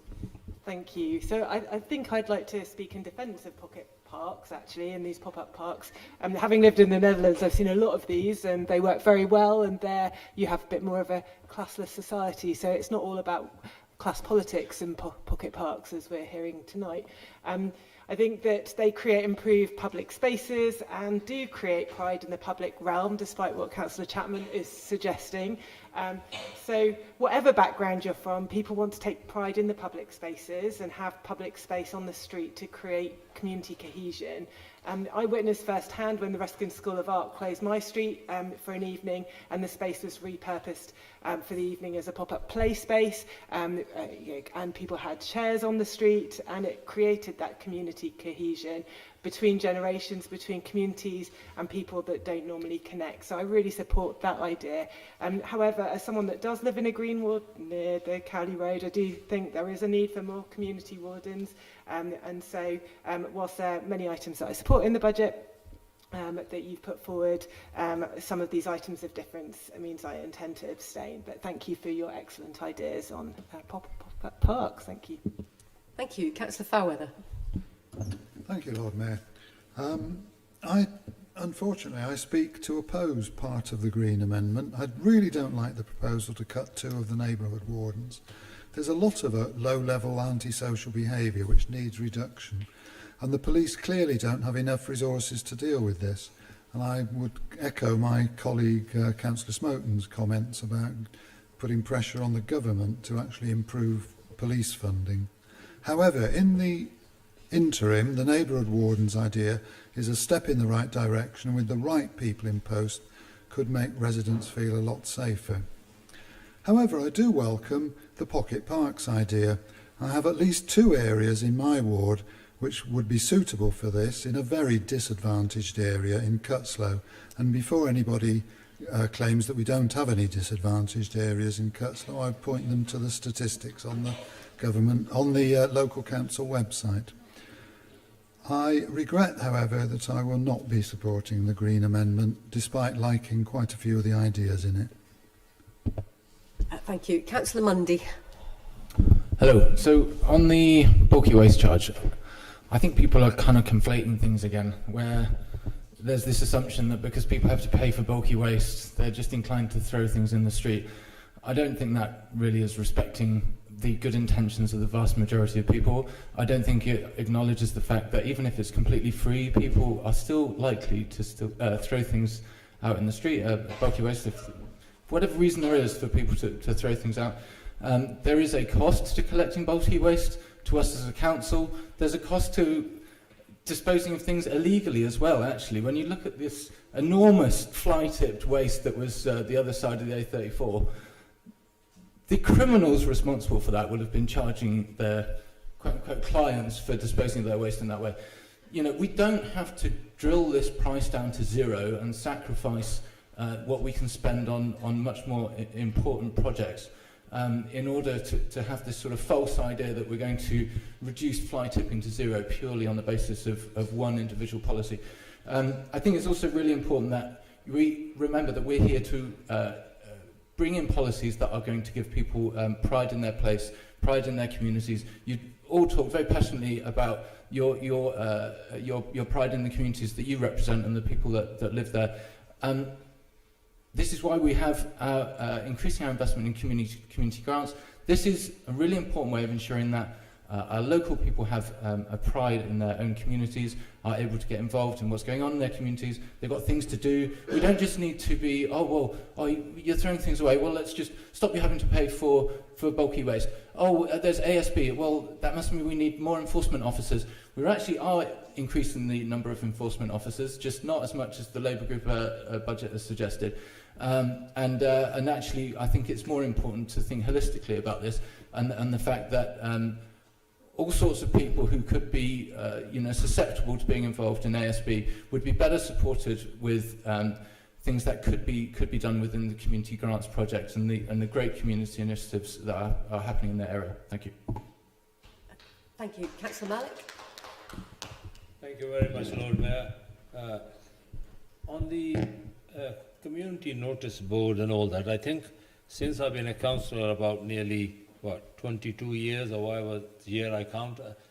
I had notice board funded by my councillor budget or SIL or whatever money we get. I don't see, I mean, to go across and do all this, but it's up to them how they want to produce it. I mean, this is something new. But on the bulky item is never the need than now, when the people are struggling for their end meets. So that not to say no, because I'm glad this side the penny has finally dropped, and then they decided to ditch this. But it was introduced at a wrong time and still is. And the amount of bulky item, if go on the ODS side, and there isn't any day when I'm driving by my taxi and I'm notifying and taking the picture and asking them to remove it. So this is a good idea, because what will happen is then people will know, because how many taxes people, ordinary Joe wants to pay, and then they still have to pay to take their rubbish away, their council tax, etc., and so on. So yes, I think it's a good idea, but I don't agree with them. So on that basis, I'm not going to support the amendment. Thank you. Okay, I've got Councillor Jafari Marbini, then we're going to have Smith, then possibly Turner, and then over to Powell, and that's then, yes. And then finally Jarvis to sum up at the end. Yeah, there we go. Jafari Marbini, off you go. Universalist approaches do work, and I do believe that getting rid of the bulky waste charge will improve the state of our city. And people do actually, a lot of people, residents are really upset by this, and there has been a visible deterioration in the city with the introduction of the charge.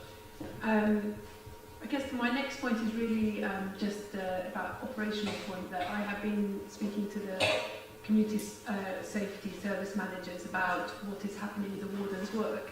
And though I do think it is a step in the right direction to have them available more often, I do think a lot of their presence it would be helpful for it to be more in the evenings and at the weekends, when actually their presence and their work with communities would ensure that people feel safer and that there's a positive environment for all to be able to enjoy our city. And I really hope that from an operational side that the cabinet members do look at this, so that it actually is placed in the right place, rather than increasing warden availability during the daytime, when actually we all know that it's really more in the evening and at the weekend when issues occur. Thank you. Thank you. Councillor Smith. I just wanted to say something in response to what's been raised about the issue of community wardens versus extra police and police community support officers, particularly as I couldn't quite believe that it was coming from the Lib Dem benches when they were in government and with the Tories and inflicting austerity on this country. Neighbourhood policing in this country was wrecked, and we're having to rebuild from that now. And the Labour government has invested £200 million and is on track to, there'll be 3,000 extra police officers and police community support officers on the beat from next month.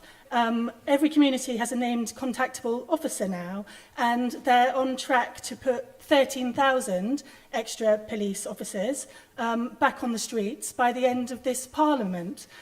So it's not a question of either or. They need to be working together. These new neighbourhood wardens, they'll be really appreciated in this city to, pick up the things like the antisocial behaviour, and yes, including directing young people into positive activities, things like the dog fouling, the littering, the fly tipping, the noise nuisance, those kind of issues which really blight people's lives, and allow these extra police officers and police community support officers to get on with their core job of fighting crime. Thank you. Councillor Turner. Thanks, Lord Mayor. Two quick points about parts of the city, actually. So we initially in our consultation budget proposed HRA-funded wardens. Naturally, they would be focused on our council estate areas, because that's where our council tends to pay their rent. But we thought there would be significant benefit in expanding that further. And so I'd like to read out, if I may, verbatim, the office advice we were given. Hi Ed, comments our Community Safety Service Manager. An additional 2 general fund funded posts will give us the ability to increase our visibility in the city centre, We've already heard from one of the City Council councillors in this debate. The Cowley Road, and we're hearing from some of the councillors interested in that area.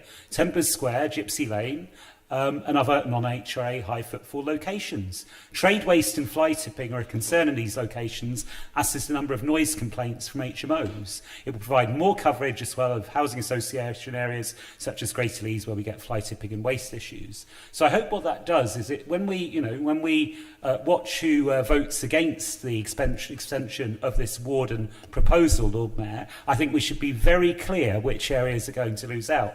The other area-specific point I wanted to make is councillors Clarkson and Chapman and Taylor, who have been chewing my ear off about verges because the Marston Road is often cited as a particular challenge. It's one which is very visible and which gets too long. And so I'm also going to be really quite curious to observe which councillors don't want the extra verge cutting on the Marston Road. Councillor Powell. Thank you, Lord Mayor.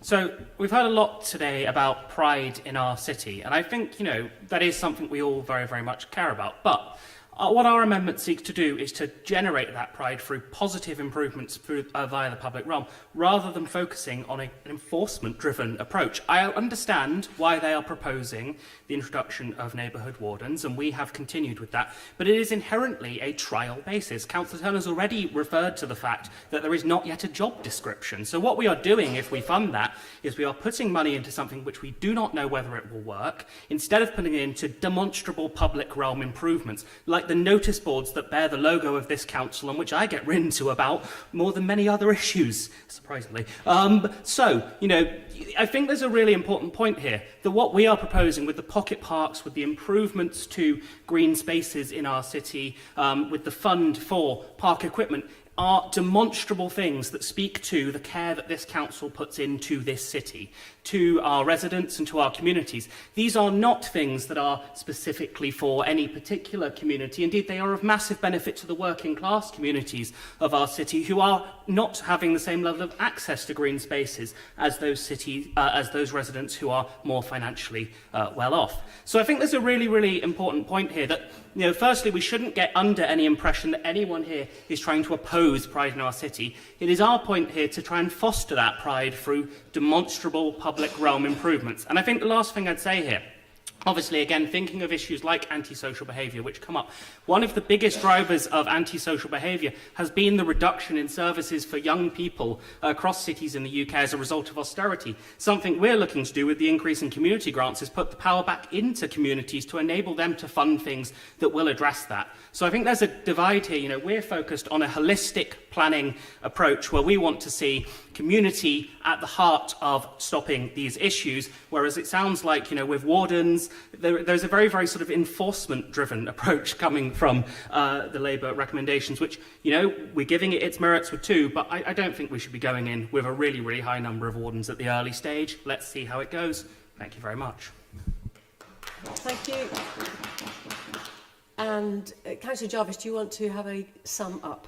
Yes, thank you, Lord Mayor. There's been a lot said in that conversation, so I'm not going to be able to pick up anything. So just wanted to highlight, I guess, some of the key points that I think are worth responding to. So I guess it's been the points been made by others, but Councillor Chapman's comments about having pride in our city, I think that the amendments that have been put forward by the Green Group do reflect the pride we want to have in our city, and we want to be proud about the future of our city, its public realm, and the experience people have in it. That is why we are seeking to put more investment into things like our parks, our green spaces, including creating new ones. That, I think, is indeed a point around having pride in our city and in our local communities. I think the conversation about fly tipping, I think in some ways has been helpful. I think in some ways it's been disingenuous. On the latter, I think one thing that hasn't been mentioned at all in this conversation is the role that private landlords play in the blight of fly tipping in our city. And there are some wards and some patches of our city where it is absolutely the case that it is private landlords that are responsible for the vast majority of fly tipping. And that's something that Budget Review Group and other bodies this council have sought to deal with in various ways over the years, trying to wrestle with. The idea, I think, that by scrapping the bulky waste collection charge in full, as opposed to by half, will stop those private landlords dumping mattresses all over some parts of our city at the end of tenancies, I think is just palpably untrue. The idea that the bulky waste charges are what's preventing them with dealing with waste at the end of a tenancy, I think is clearly untrue. So on the question around the bulky waste collection, our view is that yes, we want to reduce the financial burden on people as much as possible, but we don't think the evidence base is as compelling as others have argued that it is the bulky waste charges that is leading to increases in fly tipping. On neighbourhood wardens, I mean, what I would say on that is it is something that I think it is something that I think is a good scheme. The question is not whether we have them, but how many and when. And I think I would argue, and our group would argue, that this is something we should be looked to introduce on a smaller scale than the administration has proposed. I guess what I would like to respond to what the Liberal Democrats actually have argued on this, because I actually don't think the answer to some of the issues that neighbourhood wardens are trying to address is more policing. Actually, I think there is a really important role that local authorities have, and things like neighbourhood wardens have, in doing intervention work that the police are not best placed to do, particularly in terms of the relationship that some communities have with policing. I actually think it is a good thing to be that to be coming from a local authority. The question is how much we're spending on it now, and we would argue that, as in our amendment, that there are things that we would, at the moment, introduce some of the wardens that the administration is prioritising and prioritise funding elsewhere as well. There was a huge number of things to respond to. I can't respond to them all in the time I've got, so I'll leave it there, and please vote for the amendment. Thank you very much. And on that note, we will now move to voting on the Green Group's budget amendment. Can I please see all of those in favour? Thank you. Can I see those against?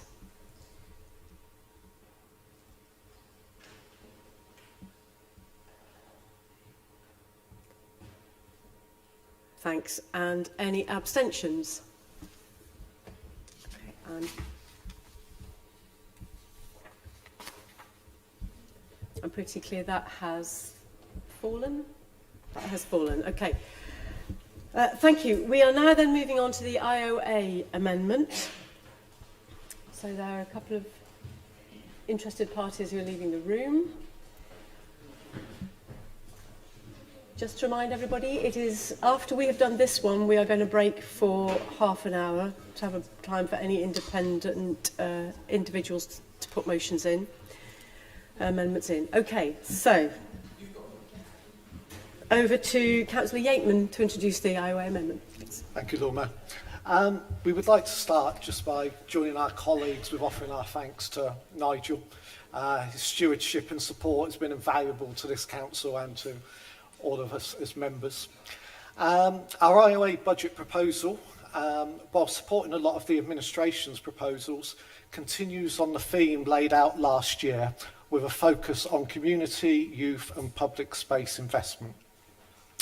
On that basis, we had removed the additional funding allocated to the town twinning support. We feel in such challenging times for our local communities that these funds can be better directed elsewhere, although we appreciate and note the additional insight offered by councillors this evening.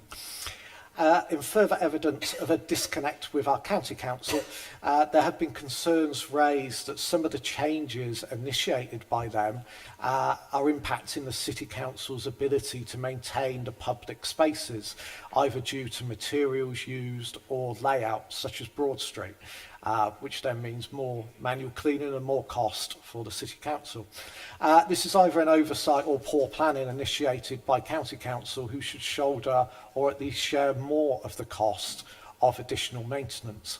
Our contribution to this has been reduced to reflect this position. We support the Sporting Infrastructure Improvement Fund. but we would like to redirect some of that budget to ensure investment in local community parks where smaller play equipment is reaching end of life, and we've also allocated additional funds to support developments in our larger parks, particularly around the lighting, to improve their safety and usability. We also support the plan for additional neighbourhood wardens to tackle persistent ASB issues, but we have reduced this down to 2 to allow for a more proactive investment in youth centre schemes, which will support many families, particularly those on lower incomes, to provide activities and safe spaces for children. We thank the earlier speaker, Paul Whiteman, from Causing a Scene, and it's a shame that we don't have the budget to support all the fantastic cultural events in Oxford. But we suggest that the nighttime economy of Oxford needs a far broader strategic review. It's currently in pretty poor health, and as part of that review, the provision of live music in the city should be an integral part. However, we feel the Cowley Road Carnival has a special place in the Oxford calendar and is an established and much-loved celebration of Oxford's multiculturalism. Having witnessed it being cancelled previously, we have directed the funding from the so far unspecified music events to help support this iconic event to ensure its viability. Community centres are valuable assets to our residents, providing affordable space and a wide range of support services. Lismore remains one of the city's most deprived areas, and the community centre has an important role to play, but it's becoming unfit for purpose whilst other areas have seen investment for new or redeveloped buildings. Budget has been allocated to make it more energy efficient, sustainable for the future, alongside improvements to toilet and kitchen facilities to meet residents' needs. Committing budget allocation now will deliver a notice of intent to residents, ensure that the funding is in place for when it's needed, and enable trustees to explore options to secure further investment and grants. Please support the IOA amendments. Thank you. Thank you, Councillor Yateman. Councillor Harley, do you want to speak now? I'd like to reserve my right to speak, Lord Mayor. Thank you. Splendid. Okay, so we can now open up the floor to debate. Who would like to speak? Councillor Smoten. Thank you very much, Lord Mayor. Same sort of situation as the Green Amendment, as far as I'm concerned, that there are things in there that I'd like to support, particularly park improvement and youth centres. However, also like the Green Amendment, this would be achieved by denting the neighbourhood warden scheme, which I would like to see delivered at full strength. I also wouldn't like to see funding drawn out of public realm maintenance, which in my view needs more, not less attention. There's also funding draws in there which are mutually incompatible with our own amendment, which I appreciate has fallen at this point, but I surely would not expect the council to let the administration get away with their budget entirely unamended, so I would hope to be able to advance lines from that later on in the day. Thank you, Councillor Taylor. Yes, so as with the Lib Dem amendment, this one is quite slim, and so I was tempted to not speak on it, as I didn't do with the Lib Dem amendment, but it proposes scrapping the live music event support, which is something that I've worked very, very hard to get in there, and reallocating that money to the Cowley Road Carnival. Now, through my champion role, I've met with several of the trustees of the Cowley Road Carnival, and behind the scenes, the council is doing a hell of a lot to support the Cowley Road Carnival in getting going again. And this includes applying for a large amount of funds from national bodies, including the Arts Council. There is a funding, a plan in there to get that going again, and to support the carnival, becoming a regular part of the city's culture again. And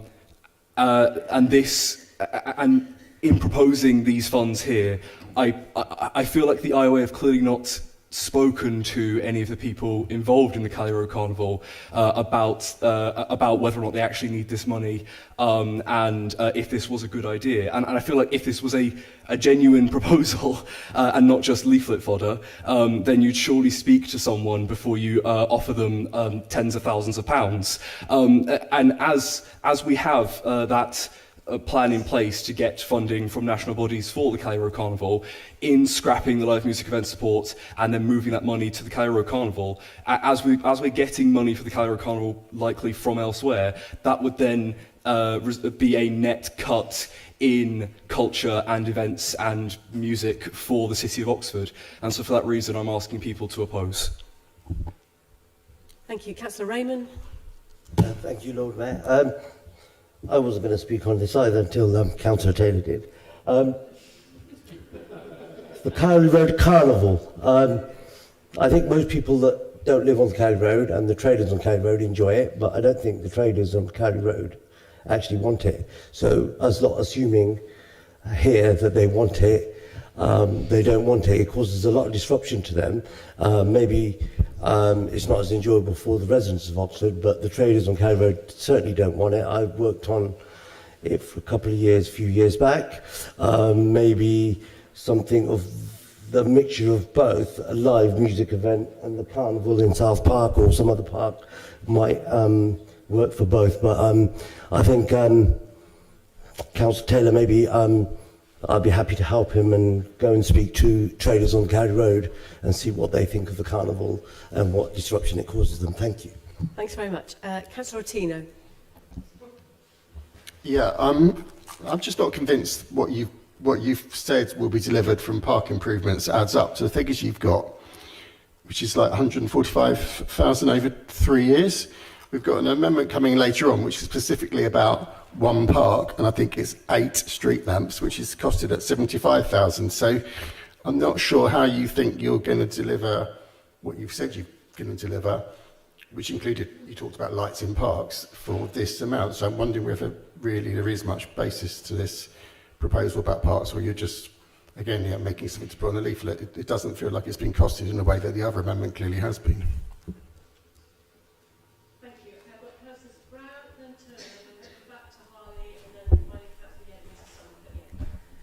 Thank you, Lord Mayor. I just wanted to pick up on a few items in this budget. So firstly, obviously, I share the disappointment at some of the savings proposed to fund some of the items in here. I do find it slightly surprising that little more community centre refurbishment is being proposed, meaning that half the group can't actually participate in their own budget. But I think I also wanted to pick up particularly the Cali Road Carnival and park improvement aspects. So park improvements are actually already in the Labour budget. So my suggestion is that the best way of supporting that would be to support the Labour budget and actually funded at a rather larger amount than 50k. So the Cali Road Carnival, I think it's wrong for us to pick out one particular potential beneficiary of a grant in the budget in this way.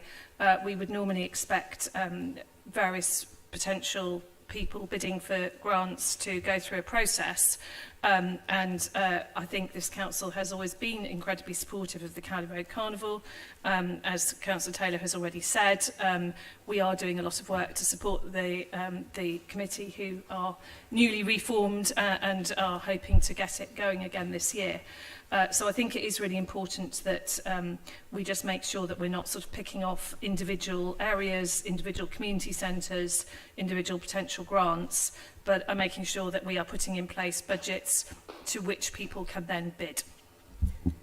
Thank you. Councillor Turner. Thanks, Lord Mayor. Just a couple of quick things. I mean, one is actually I welcome the tone with which this was proposed. Sometimes, from some parts of the council chamber, the tone is not always very friendly, and sometimes, you know, you'd sense that there's full frontal disagreement. So actually, I think that the fact so much, you know, almost all of our budget is accepted with a few tweaks around the margins is welcome. And I also welcome the, you know, Councillor Yateman's remarks thanking the officers. That I thought was spot on.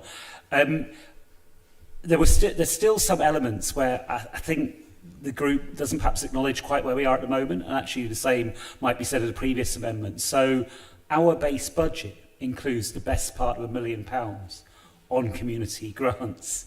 You know, our base budget includes our award-winning Youth Ambition programme.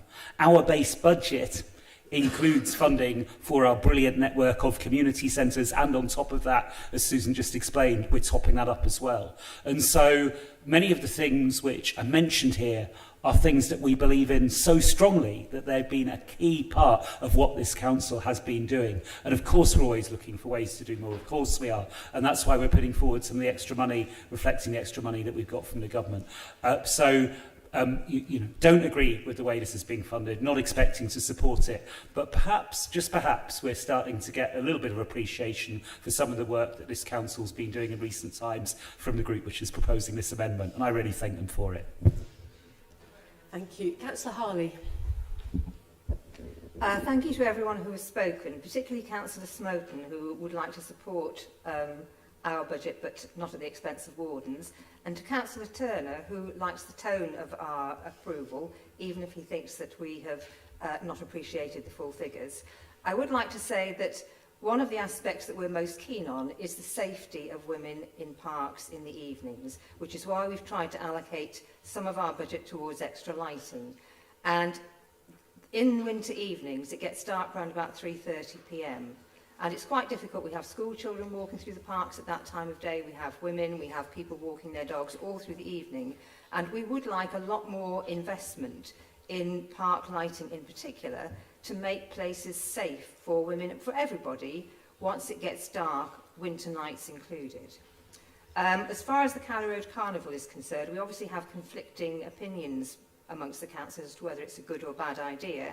We would like to support the Cowley Road Carnival because funding from other sources is not guaranteed, as we have been told this evening. We're sorry that Councillor Brown is disappointed at some of our savings. We realise that these are challenging times, and we've tried to provide a balance between where we're making small savings and where we'd like to make the investments. That's all I'm going to say to address everybody's concerns. Again, I'd like to add my thanks to Nigel Kennedy and to wish him a happy retirement, a long and happy retirement. And I would like to just say, please support our amendment today. Thank you. Thanks. And finally, Councillor Yateman to sum up, reply, etc.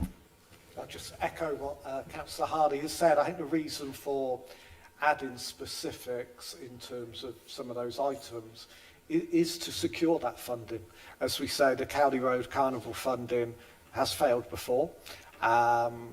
It's to name that and secure that in the same way as Littlemore Community Centre is named specifically in terms of securing that for that facility. So yes, please support the amendment. Thank you. Thank you. Right, we are now possibly having a point of order. Point of information for the council, just that this council does fund Cowley Road works to the tune of £15,000 per year, sorry, using our community impact fund it's already. Not a point of order, it's a point of information. Really? Yes, go on. It's just maybe to ask when I will be able to present my amendments, because I assume they won't be after the break. Sorry, yes, I did announce at the start that we'd have the major group budget amendments first, then the 30-minute break when there'll be a chance for any other individual amendments to be put, and then after that, yours will be the first two taken after that half-an-hour break. So, for the moment, we're now moving on to the IOA group budget amendment. Can I see all those in favour of the IOA group budget amendment? Thank you. All of those against? And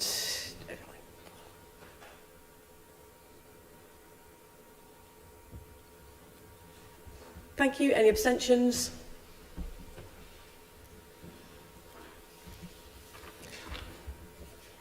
Thank you. That one clearly falls. So we are now going to adjourn for 30 minutes. If anyone now has an individual amendment they want to submit, it has to be done within 15 minutes of now. So that's by 6 minutes past 8. And I'd like you all to be then back here by 20 past 8 to carry on.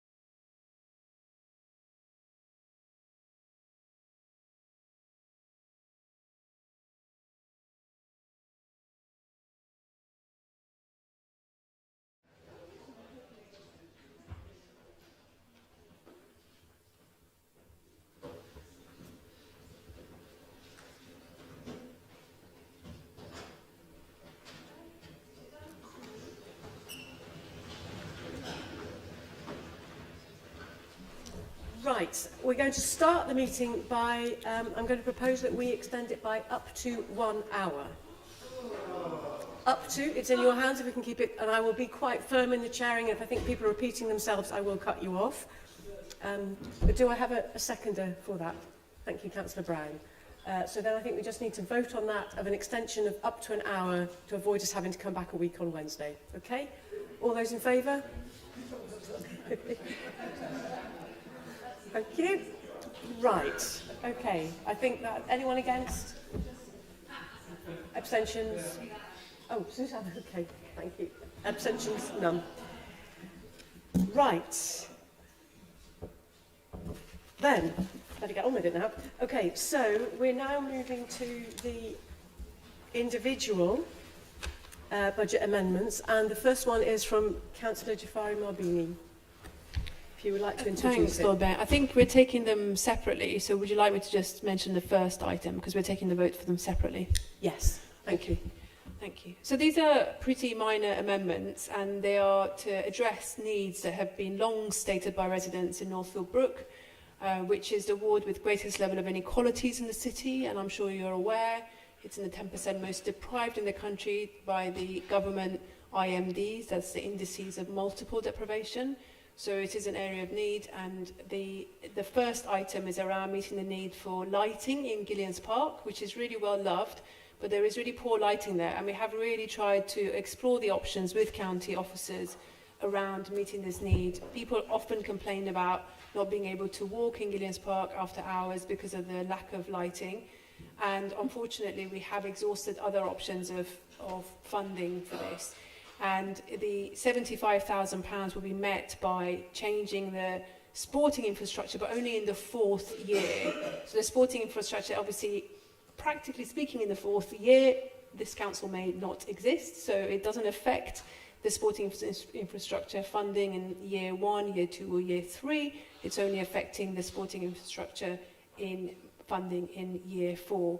And it will have an impact on increasing people's feeling of safety, and we know that having poor lighting is a significant factor towards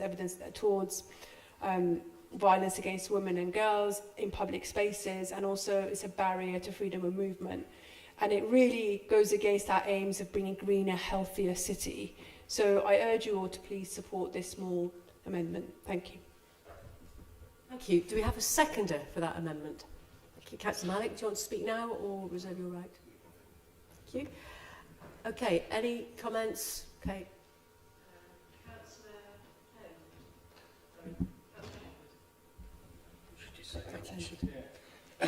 Thank you, Chair. So this does mirror something that the IOA are trying to achieve in our parks or in the parks in Oxford. We absolutely want to support this motion. Not only does it make people safer, feel safer, but also extends the life of the park as well, meaning that it can be used for longer times during the winter months. And we want all our users to benefit from our parks and our public services. So I will be supporting this motion. Thank you, Chair. Thank you very much. Councillor Smoten. Thank you, Chair. I regret I'm going to have to oppose it for a technical reason, and that is that my own amendment that's shortly to come up would be... Sorry, no, I've said that wrong. Because the group amendment that we advanced earlier in the day would be mutually incompatible with it in terms of where it draws its funding from. And since the Labour group is a minority, I would expect them to be compelled to make a deal of some variety. And so I still rather hope that they might be dragged to the negotiating table. So for that reason, I'm afraid I can't support the individual amendment. Thank you. Councillor Turner. Thanks, Lord Mayor. Hosni and I spoke earlier, and I think there is agreement around the Chamber with the aim which it wants to do, installing lights in Gillians Park, want to do it, want to see it happen as quickly as possible, want to see it happen in the next council year, total agreement, totally together. The issue is just, if you like, it's a technical one, but a completely different technical one to the one Chris was just mentioning, which is that we try not to put things, particularly capital projects, in when they've not yet been worked up, because then sometimes we don't deliver them, and then I get, quite rightly, challenging questions, including from benches opposite, about why we're massively underspending our capital programme. And generally, when you put stuff in which hasn't been completely worked through, which doesn't have the business case behind it, then that isn't wise. So what I suggested in our initial budget is, Hosnia, totally agree. We will want to see the lights on in Gillian's Park. We'll put it on a capital project pipeline, which means in the queue of things which are ready to go. Once the business case is there, we'll then get all of the technical details worked out. So we'll make sure that we can connect it to the right lighting network. Councillor Henwood caught a word with me earlier and said, why don't you do solar lights? I mean, I don't know. I can barely change a light bulb. I'm that useless, right? But I know we have people who will be able to describe the lighting, describe how to put together the scheme, make it work. Then we'll make sure we've got the right funding in place, whether it's 90k, whether it's 110k, whether it's 70k. We'll be able to fund that out of our capital monies, and then we'll take it forward. So, I mean, Chris just mentioned about being dragged to the negotiating table. No need for that here. We're already there. We want to achieve the same thing. Our proposal is already, this is in the pipeline, and I hope people will be able to take us at our word on that. Thank you. Councillor Malik, do you want to do a quick reply to that? Oh, sorry, Councillor Ottino, hadn't seen. Yeah, this is much needed in this park, as there are lights needed on other paths in Northfield Brook Ward and probably other parts of the city. I think the challenge that has come up before is that this particular path is not adopted as part of the highway. There are lights on some paths in Gillian's Park, and they are lights that are part of the County Council network. What I'm cautious is we don't put in lights that are then not connected to the County Council network, because if they don't agree to that, then effectively we're putting lights in that don't go on. So we need to be sure that the County Council is going to agree to connect them and pay for the electricity and, I guess, maintain them in the long run. And I think that was a stumbling block in the past, and that's one of the things that needs to be worked through. And when we're a unitary authority, it'll be much easier to work through that. Good point. Thank you very much. Councillor Mcogway. Thank you so much. Just wanted to comment because obviously I worked on this project, and I thank Osne for bringing it on. It's a complicated capital work project which needs a lot of work, a lot of consultation with the police and everybody. So I just want to support what Ed said. Thank you. Thank you. So, Councillor Malik, now is your chance. Thank you, Lord Mayor. Well, I think as the proposer said, I mean, it has no effect because in 4 years' time, maybe City Council is not here. So it is a technical point, actually. It's up to them, obviously, if they want to vote or not. And I'm not surprised, but always disappointed. Liberal Democrat come out with these dealings and all that. They're very used to dealing stuff. So from national government to the local governments. But this is nothing new. But when you look at it, it's been marked up in the 4th year where we may not be here. So obviously it's up to the Labour side of the group where they agree is required on the technical basis. So it's not money you're going to take from current main budget, what you're saying is capital budget and it's going to affect anything. 4th year, this City Council will not exist if everything going into the plan. So please think about it. If you do care about Northfield Brook, and if you care about people's safety, I used to live across the road Gillian's Way because I used to walk through. It is dark, pitch dark, so it's not good. I mean, then they all agree equally because then obviously antisocial behavior, drug dealing, I have seen many things because I literally live, I have to walk around this corner and the other corner, Andrew Smith used to live over there.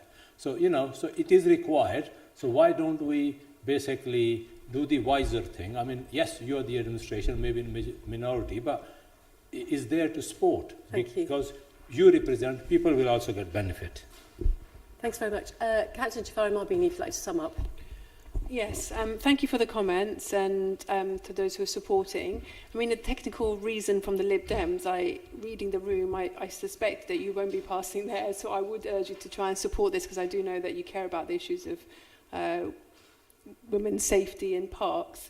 And from Ed's points about this needs working up, we have actually had quite a long time to work this up. We had a meeting with county officers. We had a meeting with county officers, and this was before Labour lost its majority on the council, so we're talking over 2 years ago. We met with county officers and the city council officers around the same issue, and this was discussed at length. So there has been plenty of opportunity, but because there was never any funding that was allocated to it, there was not time given for it to be developed. So we need the money in order for it to happen, and it has been actually talked about for a significant amount of time, and residents are very tired of waiting for this to happen, and it is an issue that they really, really care about. And it's interesting that another comment from Simon is around the fact that it's not worked up adequately, but the sporting fund that's not specified or worked up in the 4th year when this council will not actually exist is what it's coming from. So I think it's a bit more worked up than that. So I urge you to please support it. Thank you.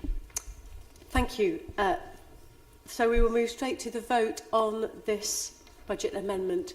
Can I see all those in favour of this budget amendment? Thank you. Can I see all those against this budget amendment?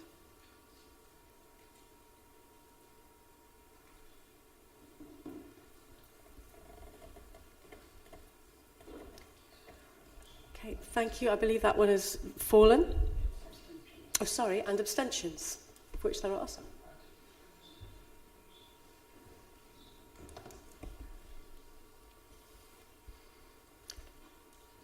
Thank you. That amendment has fallen. Councillor Jafari Marbini, would you like to propose your second one? Yes, sorry. Sorry, and just to say, we had apparently discussed earlier that on these individual amendments, the amendment should be taken as read, and the proposer and seconder should only speak briefly. Okay. Thanks. The proposal is it's a very minor amendment that talks about there is a need for residents who have been affected by the fact that there is one of the parks in a very small square in Northfield Brook has very old and very, very rattly, I'm talking very extreme rattling and noisy fence. And in order for the playground to become more functional, the whole thing needs moving around and digging up. So it's actually a replacement rather than a repair, which is what it says in my attachment note. And again, the funding for it would come from the 4th year budget for the sporting infrastructure. So again, something that's non-specified in a 4th year when the council will not be sitting. So I urge you to support it. Thank you. And thank you for keeping that brief. Do we have a seconder? Do you want to speak now? Okay, then we are going to just take one speaker from each group, if you would like to speak on this. So I've got Councillor Railton, Smoton, and we'll see. Can I just have a point of clarification first? So yeah, as you say, Hosnia, the briefing note sort of mentions like repair of the fence. The actual spreadsheet says replacement of all weather kickabout pitch on Kingfisher Green. Can we have a bit of clarification what it actually, the actual detail of what this actually is, if that's okay? Is that all right? Yeah, sure. Anna, you were involved in some of the email chains around it, so actually the fence cannot be repaired as it is at the moment. There are other fences available in other parts of the city that do not make this horrific noise, that are much more usable, but for it cannot be repaired in the state it is in at the moment, so it will need to be replaced completely, and the pitch will probably need to be resited in order to allow that. Go ahead. Can I then speak on that? Okay, so if we're talking about essentially taking down and replacing and moving a mugger, that is more than 25k. And also, the fencing that is around this mugger is basically entirely standard for all of the muggers we have in the city. I think what's being asked for here is essentially a quiet yet robust sort of fence that doesn't make a noise when you kick a football against it, and unfortunately it sort of doesn't really exist, I'm afraid. So, you know, officers have done their sort of like done their due diligence on this. They've been down, they've like put washers on it, they've tightened it up to, you know, to reduce the vibration as much as possible. But, you know, for this reason, can't support it. Thank you. Thank you. Councillor Smoten. Thank you, Lord Mayor. Same situation as the previous one, but I should actually add that there's a one-line amendment which we're about to debate, which would increase the size of the Parks and Community Centres Fund that Ed Turner self-amended earlier on today. So were that line to pass, then I hope these projects might be one of those that can draw from that. Thanks. Anyone from any other group want to speak before we go to Councillor Malik? No, good. Councillor Malik? Thank you, Lord Mayor. Then again, it's all about the technicalities. I mean, again, the money is not being affected in the capital budget. It's coming from the fourth year, so there's no effect. And the point Councillor Smoten make, it can be picked up. But if the money is there, then it can get done. But what Councillor Turner is later proposing, there's many parks in the city who needs the repair. I don't think so that money will be long enough to go along. So I would urge you to support this amendment. Thank you. Councillor Turner, do you want to respond? No. Thank you. Then to Councillor Jafari Marbini to sum up. So on Anna's point, sorry, can you hear me? On Anna's points, it's actually what Anna said in her statement was actually incorrect. So it is not the only fence available. I'm sure if you've all been to it's not a mugger. It's a much smaller than what would be called a mugger. It's just a fencing around a mini football pitch. And there are lots of different fencings around the city, for example, in Wood Farm. And the officers have actually given us a statement about the options that are available of how to address the situation. So Anna's statements were unfortunately incorrect. So I would urge you all to please support this very small amendment that would meet the residents' needs. Thank you. Thank you. We will move to a vote on it then. Can I see all those in favour of this budget amendment?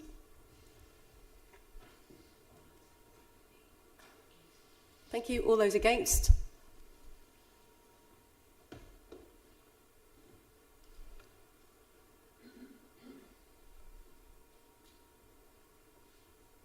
Thanks. And any abstentions?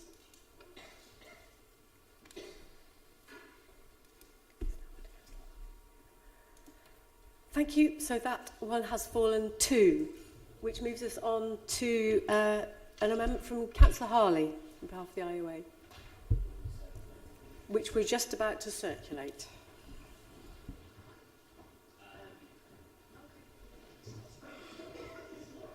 Councillor Harley, would you like to start speaking on it, please, while it's being circulated? Yes, I need to have the precise details to give the precise details, but the gist of it is it's following on from Councillor Jafari Marbini's request, and that's an amendment to allow for a feasibility study on adding lighting to Cowley Marsh Park. About 3 years ago, many of the pathways were either improved or increased so that it could become part of the national cycle network, but no lighting was included. The pathways were improved, but the lights were not there. And I did ask last year if we could have some lights put in and was told there was no money for it. So what I would like is to have an officer do a feasibility study on how many lights, where they're going to be, what the costings are, because the centre of the park is completely dark, there are no lights there at all, and as I mentioned earlier, in the winter months it's dark from about 3:30, so pedestrians and cyclists alike are working their way through the park in the dark. It's used by many school children on their way home, it's used by many dog walkers, it's used by many cyclists, and this park in particular would benefit from additional lighting along these new improved pathways where there is no lighting at all. And that's what my request is for. Thank you very much, Councillor Harley. Do you have a seconder? Would you like to speak now, Councillor Aitman, or later? I'll wait, thank you. Thank you. Okay, so we're going to take one speaker from each. Sorry, Lord Mayor, I haven't actually got sight of this amendment yet. Okay. So can we just have a pause while we... We'll have a pause for a second. Okay.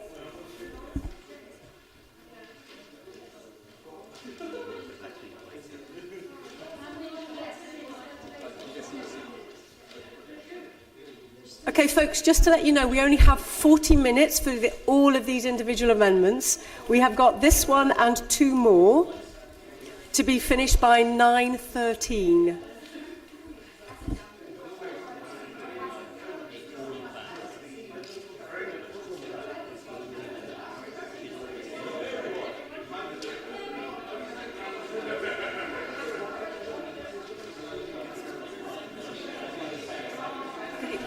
Please concentrate, everyone. Read the amendment. Lord Mayor. Absolutely, yeah. Yeah, I haven't got it. Okay, and decide on which one person from your group is going to speak. Point of order, Lord Mayor. I think we're circulating the wrong amendment. I think we're circulating all of the amendments together. So hopefully the right one will come along.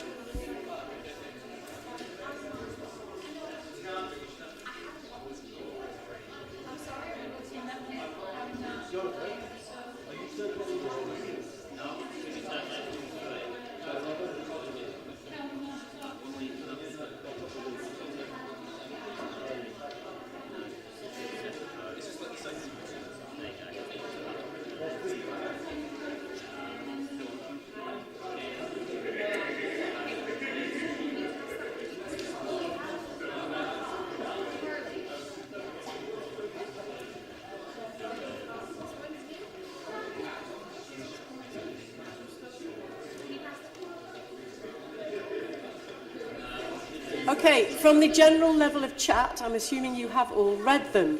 So, Councillor Harley's budget amendment, who would like to speak about it? Councillor Brown.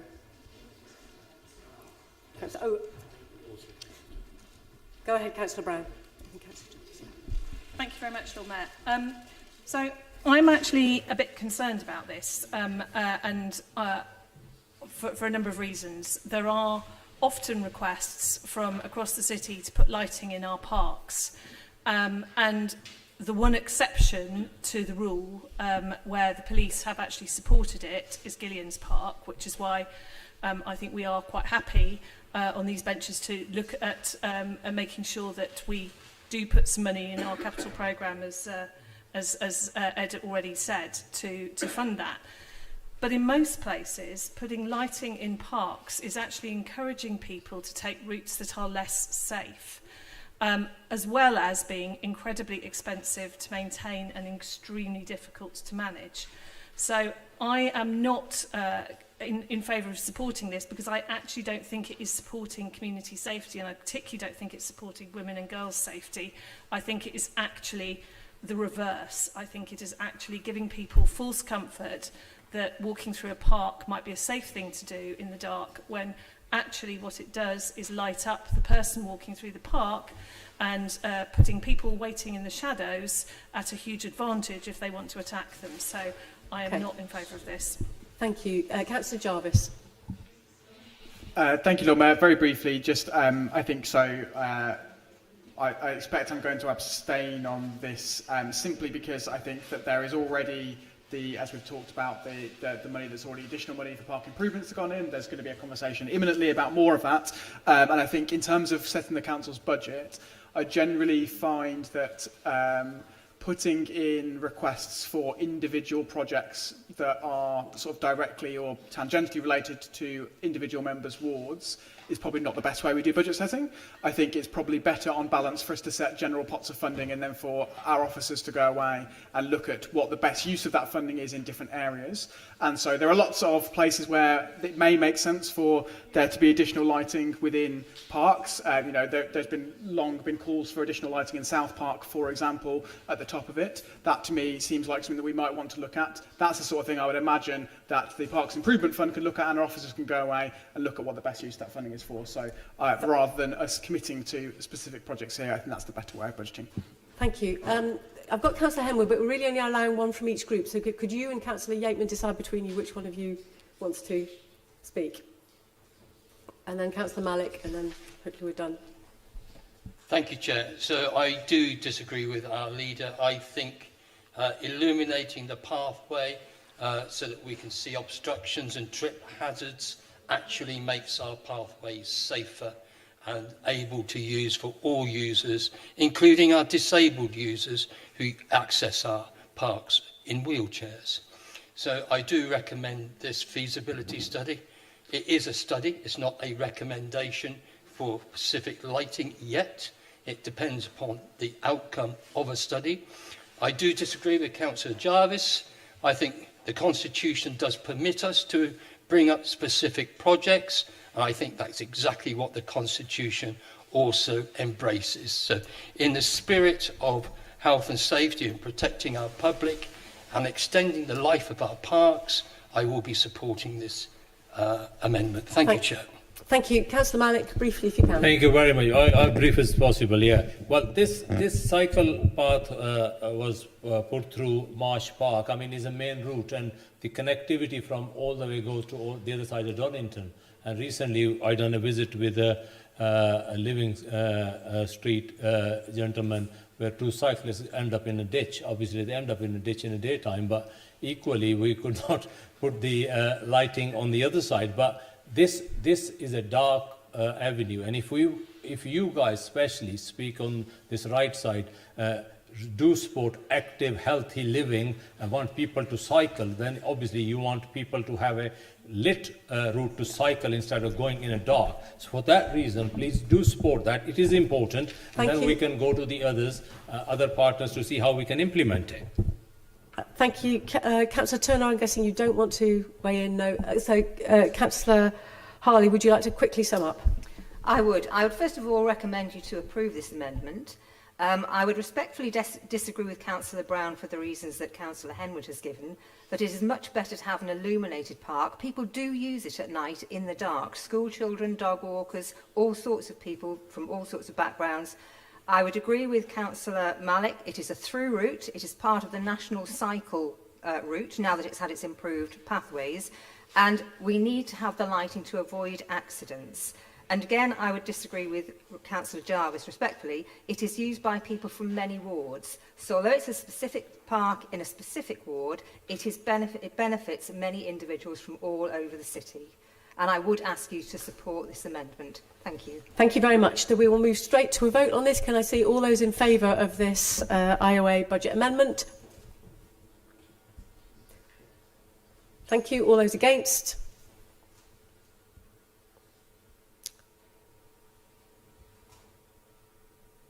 And any abstentions? So you can keep them up, but that one has clearly fallen. So we are going to move to the next amendment, which is Councillor Smoten. Very briefly, please, as proposer and seconder, take it as read. Taken as read. Do I get to propose it? Brilliant. Thank you. And hang on, no, I was going to propose it. Right.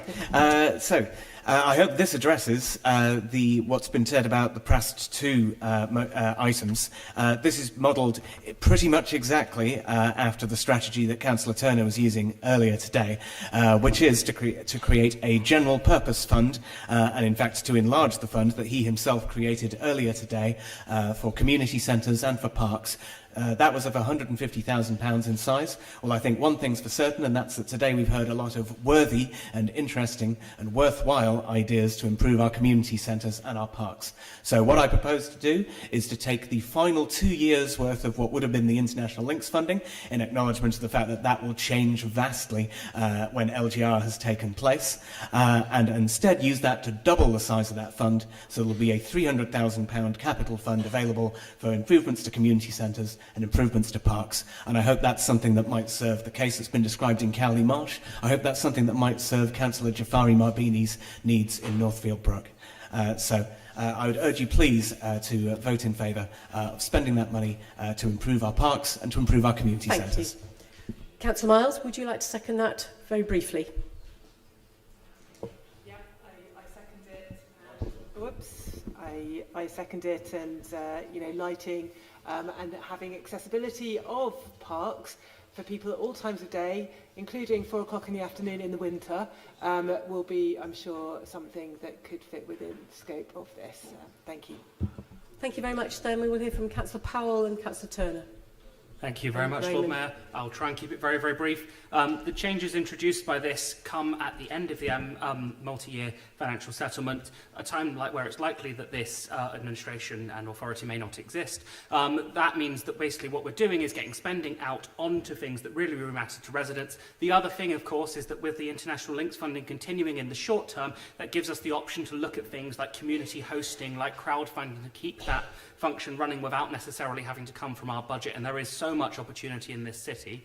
The money we've put in here, proposed, would really, really help for a number of reasons identified very, very well by our colleagues on the other side of this chamber, allowing for much needed expenditure across our parks and green spaces as well as our community centres. I hope everyone will support the motion. Thank you, Councillor Turner. Yeah, I can see where this is coming from, and I think it's pretty finely balanced, Lord Mayor.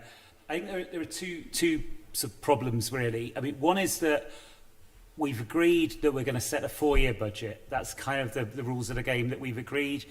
And I think it's not really in the spirit of that to say, actually, we're going to raid years 3 and 4 all over the shop in order to do stuff that we want to do. Now, I can see the rationale for doing it, but it's not really in the spirit of the ground rules that we set ourselves. And also, there's another point, which is about our expectations of the new authority. So, in fact, a change we've not talked about yet, but which we brought in, was to increase the grants funding in years 3 and 4, because we said actually we wanted to maintain the advice centre grants, right? And we previously, somewhat reluctantly reduced that, but we said our message to the new council is, if you've taken over by then, please continue to fund our advice centres. And there's the same sort of logic going on here in terms of supporting the town twinning links, who do draw on all of the things that Alex, I think, pointed to as being good practice already. So that's why I think there's a reason for not voting for it. I don't think anyone's going to have their evening ruined either way on this one, but really in terms of rules we set and the expectations of the new council, those would be reasons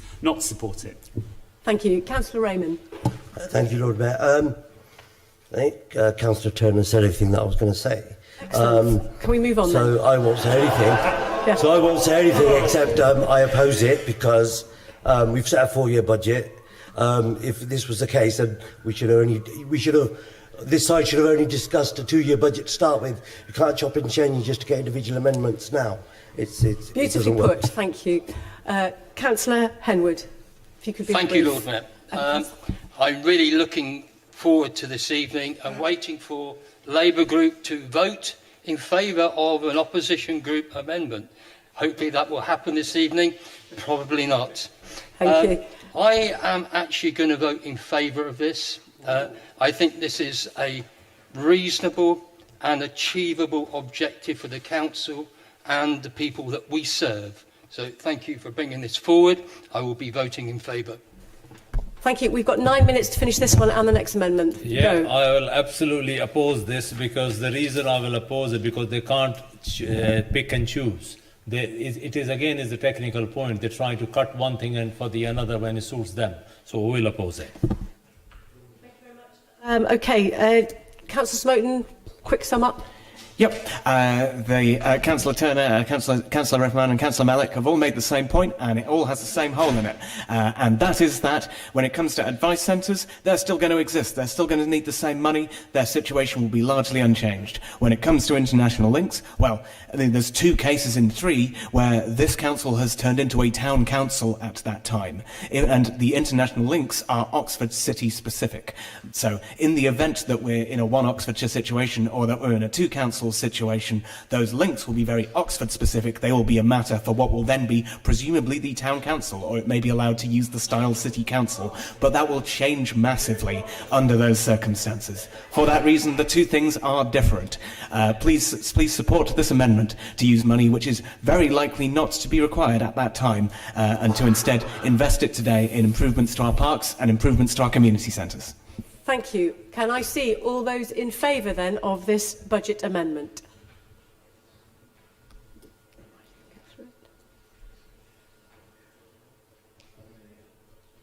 Thank you. All those against?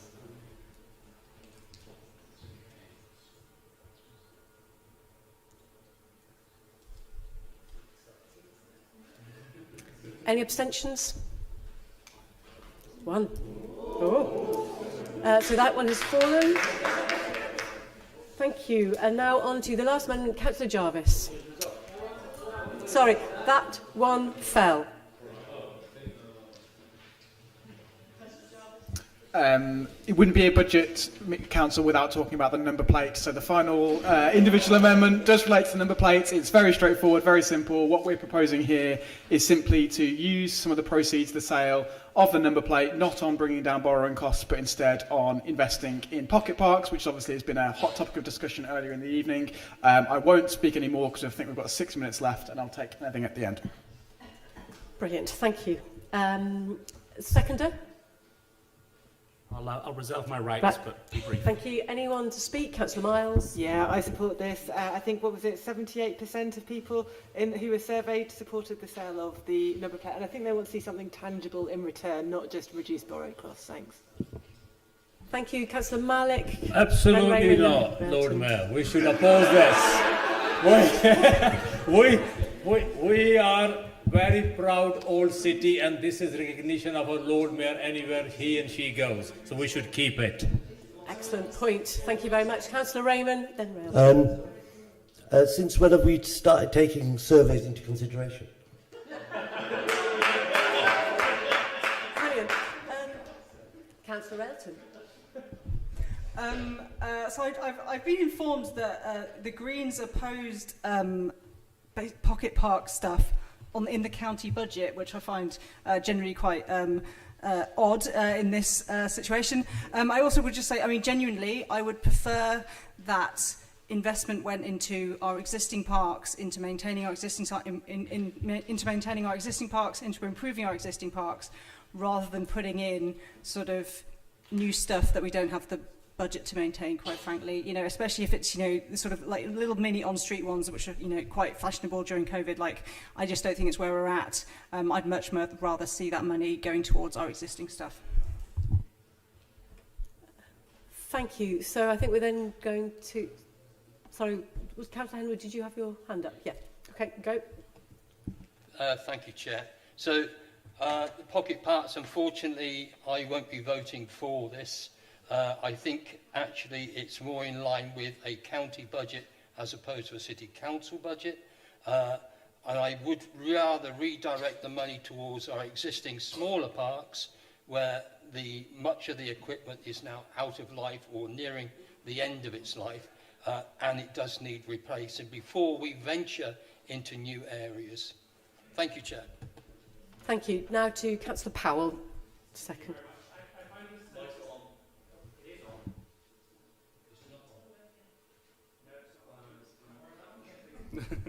Right, that's better. I find it quite strange to say we should invest in our existing parks when the Labour group just voted against a motion that would have enabled them to invest in our existing parks. The reality is that, you know, that was the last amendment which you could have voted for. This is another opportunity to take something that is, and just to address Councillor Malik's point, already in the budget to be sold, and just address it to something immediate and tangible to the residents of this city. It would be a real shame if we were sat here on a minority administration where we managed to vote down every single possible amendment we could make to the budget. This is a chance to do something that is tangible for the residents of this city. Please vote with the amendment. Thank you. Councillor Jarvis, very quick sum up. In the interest of time, I will not. Thank you. Much appreciated. So please may I see all of those in favour of this amendment?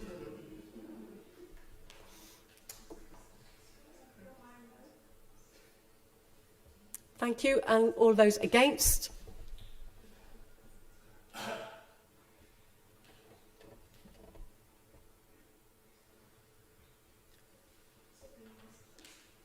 Thanks. And abstentions?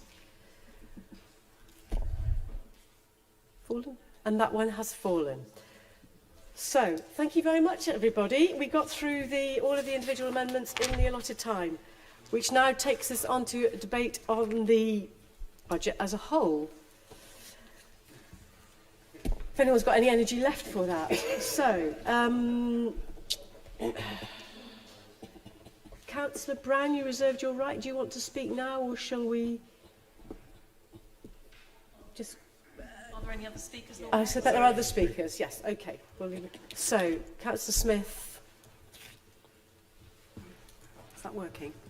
Yeah. Thank you. I've listened. I've listened carefully to the debate and saved my voice for the end of the evening, and I will keep it short. I think everybody in the chamber would agree that we still have a cost of living crisis in this country, and any increase on council tax is felt by those who actually can least afford it. Council tax is a regressive tax. What I'm disappointed about, and because national government has been mentioned and thrown at us and things, I do regret that this new Labour government has decided to spend taxpayers' money on doing reorganisation, local government reorganisation, throwing us all into a flurry of having to look at new boundaries and so forth, and new ways of working. I would have much preferred this government to look at perhaps reorganising the raising of local taxes in a much fairer way for everybody. It's a regressive tax, and it's a shame that we still have it in this country. Thank you. Councillor Powell. Next. Sorry, just quite a specific question that I hope Councillor Turner might address in the right of reply, which is basically around the community wardens. I know there's already been a suggestion of some of the things that might be included within their job description. We are putting forward quite a substantial amount of money into them, and I would really, really like some sort of detail. I appreciate he can't give a full prospectus, but some sort of detail on what exactly it is they would be doing. And secondly, are there any examples of where other authorities have used them and where they have worked? And it would be really, really great if we could get an answer on that. Thank you. Thank you. Councillor Taylor. Yeah, I'll be brief because we don't have a lot of time. The biggest things that we're proposing as part of this budget are things to do with temporary accommodations, to do with council houses. I mean, there's multiple £1 million things that are going in there, and there's been essentially no discussion on it tonight. As has been mentioned multiple times, a lot of the amendments felt like tinkering around the edges. Ajaz put it right when he said some of the amendments felt like they were amendments because it felt like we needed to have amendments more than anything. Look, there is a great consensus in this council on much of the big ticket items, on much of the most important work that this council does, and we've seen that today. As a result, I hope we do pass this budget, because it's quite clear from the discussion that we've had that we all broadly agree on the most important things that the council actually does. Thank you very much. Thank you. Councillor Smoten. Thank you very much, Lord Mayor. I think the time has come then for us to decide, are we going to let a minority pretend that it's a majority? We have a minority administration in front of us, which is fronting it out so far.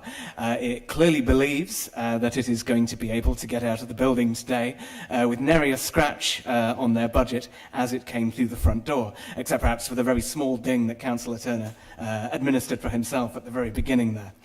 Now, between us, all of us on the opposition benches, we can either all have a little bit of what we want, or none of us can have any of what we want. Thus far, we have failed to put those numbers together, but surely now is the time. Because if we would... Are there those amongst us who really want the Labour group to be empowered to act as if it is a majority when it does not have the numbers in the chamber to be such?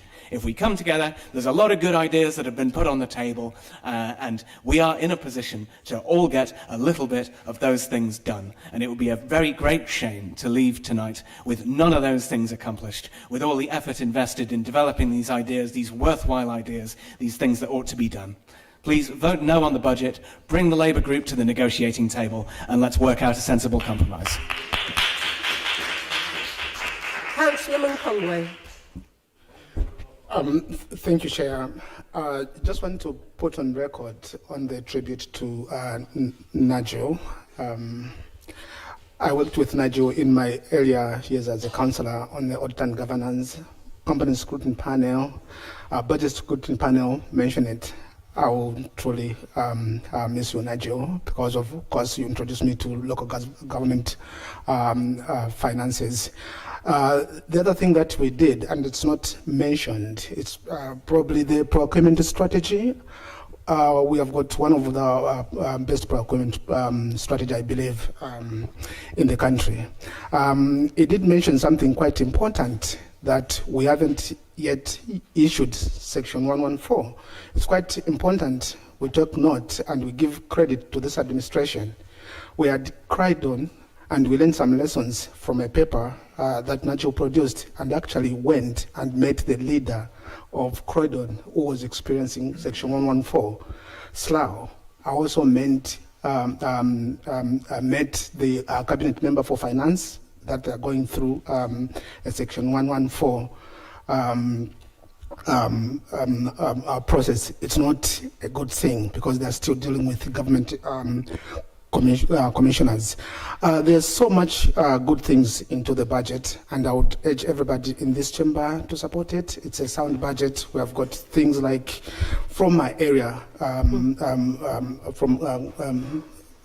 the cabinet member for leisure, we have got a new bid in the budget for the repair of our ice rink, freeze of the pitches, pitches fees. That's quite incredible because we are helping grassroots football. So I recommend everybody in this chamber to support the administration budget. Thank you. Thank you very much. Councillor Hollingsworth. It's a very brief comment. I mean, we've had a debate over some hours over, if you take it across 4 years, the capital, the HRA and the general fund altogether, hundreds and hundreds of millions of pounds. We've debated amendments which have been very tiny elements of that, and they've been some good amendments, and elements of them have been good that have been put forward. I think what it does show is that people, irrespective of their political party or background, here have a very shared view. It's been a very positive message, I think, about the importance of working together, and also the similarity we have as representatives of our different wards and parties of Oxford. And yes, we will cease to exist in 2 years' time. I do hope that we are replaced by an authority that is as close as possible to these boundaries, because the most important thing about democracy is being close to grassroots, and I think that's been displayed today. Thank you, Councillor Raymond. Thank you, Lord Mayor. Dare I say it, U-turn from Labour, especially on the waste collection. On the big things, I think everybody agrees. And what's important to me is the residents of Oxford. I don't care if it's a minority or majority, as long as the policies are right, the budget's right, whatever's right, we should go for that. So it's not time to play games. Everything's tough for people. I don't care if a minority wins. I don't care if the underdog wins. Whoever wins, whoever's got the best, they should win. And they're not the underdog, but I was just trying to use that as an analogy. So I'm going to support this budget because for the last 2 years I've been talking about waste collection. Bulky waste collection shouldn't be. So, you know, if somebody makes a mistake or can change something, that's good. I think they should grow a little bit more of a backbone when it comes to the grass verge cutting. And I think that people on my right should be speaking to the right people about who's responsible for that. It's about taking responsibility and coming to responsibility. It's not about winning in here or giving somebody a bloody nose or as such. It's about what's right for the residents. What's right for the residents is this budget, because we virtually agreed on everything. And just to go through some kind of theatrics, I don't think is worth it. And I think that I've opposed budgets before. I've supported budgets before. I will be supporting this one because I think it's a good budget for the people of Oxford.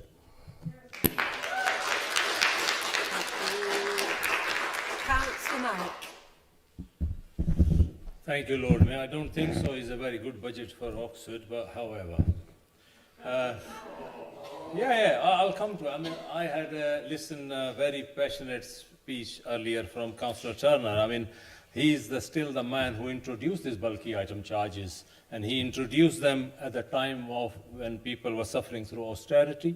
He explained them after when we're coming out of COVID, when the people were suffering for end meets. And this council has stand continuously in most of the meeting, put the question in. They were very, you know why? Because there were 34 people there. When they are in majority, they don't listen. Oh, their soft is very hard. You know, their tune is very hard. Now they're all soft and friendly and they try to talk to you very nicely because they're minority numbers. And in May, maybe they're more in minority numbers, you don't know what's coming in their way. So this will be very interesting time ahead. I mean, they talk about this play area thing. I mean, I went with Chief Executive and the other officers. We can see behind John Allen Centre the state of the play areas. I mean, there's like the strategy. I mean, this side can stand up and say, Leisure Centre is doing this and we're best in the country. I'm still waiting for the Aspire Academy to be sorted, right? I have many things asked these questions, right? And they cannot find a resolve when the people's going to use that gym, for example. So their record is not that great what they're trying to stand up and say. And whenever I ask them, I mean, Oxford City Council, our inquiry office should be in here. No, we send our residents into the library and share with the county council. I mean, you want to talk about take a pride in your city. The pride is town hall, is the Oxford City Citizen Town Hall. They should be coming here. So they cut the services. Since COVID, working from home, hybrid. I mean, people, if you talk to ordinary Joe, councillor can stand up and say, oh, the survey is 80% satisfaction. I don't know which survey. The doorstep people complain. Especially this council has isolated the elderly, most vulnerable people in our society because they cannot be on a computer savvy to go on. So there's many things. I mean, could you wind up, please, Councillor Malik? Yeah, I am. I'm taking my time. Please don't. Yeah. On the housing, yes. Who denies about the housing? But such a policy, I mean, under this administration, none of the Oxford City green space is safe. Every bit of park they find they want to build, and they want to give us the threat, oh, we will be fined by the government if we don't build. And equally, like what they've been doing on many other bringing them in their local area plans. So I will not be voting for their budget. Thank you. Councillor Henwood. Thank you, Chair. I think Councillor Hollingsworth summed it up for me in the phrase that he used, working together. I haven't seen any evidence of that from Labour Group this evening. They voted against or abstained every single amendment any opposition councillor has forwarded. That was really disappointing. I won't be voting for the Labour Group amendment, main budget, for one reason. In one of the lines of the budget, it states that there will be a revenue loss at the Oxford City car parks, a revenue loss of £250,000 per year over a 4-year period, equaling £1 million over 4 years. The IOA has been observing the car parks in the city, run by Oxford City Council, and our estimates put that the capacity has dropped by 2/3. We estimate that, this is only an IOA estimate, that the actual loss is going to be around about £1 million a year. I don't think that this budget takes that into consideration properly. I don't know where Labour Group, I asked at last full council for the data on the losses that the car parks have made. That hasn't been forthcoming. I want to know where that data has come from. I also would like to know what is the recovery plan, which is not mentioned. So I will not be voting for this budget. Thank you. Thank you. So we're now coming to Councillor Brown, and then it will be to Councillor Turner to sum up and reply. Thank you, Lord Mayor. I'm proud to be seconding this Labour budget. Over the last 4 years, Labour has kept its promises to residents in Oxford. We promised more affordable and council homes, and we have built hundreds more of the planned 1,600 council homes. We've driven up standards in the rented sector, and we now licence all privately rented homes. We've taken action on climate change. We decarbonised all of our swimming pools, and we are making progress to being a zero-carbon council. We've invested in our community centres. We've rebuilt Bullingdon and East Oxford, and we're rebuilding Blackbird Leys. We've supported local businesses and our local economy. We set up the Cowley Road Traders Association, and we offered support to businesses affected by the Botley Road closure. And we've helped our least well-off citizens with the high cost of living. We've given grants, concessions in our leisure centres, council tax relief, and large grants to advice centres.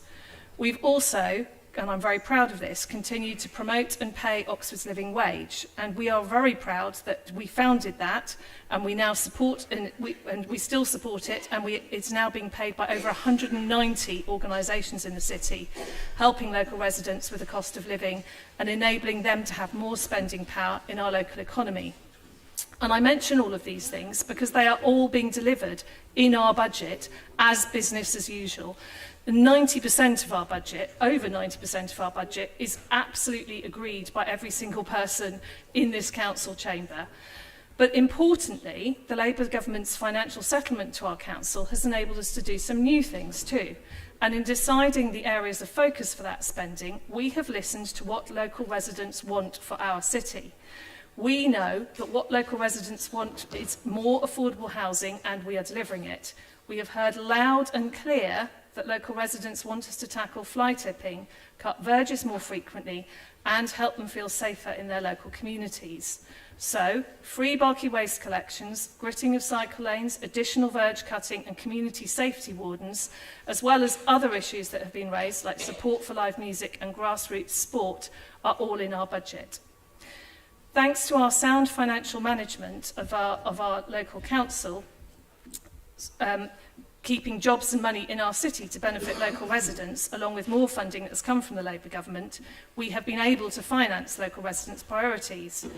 We will further increase the cutting of verges, as I've said, reversing cuts introduced by the Liberal Democrat county, as well as reversing the charges for bulky waste collections, which were introduced under Tory austerity.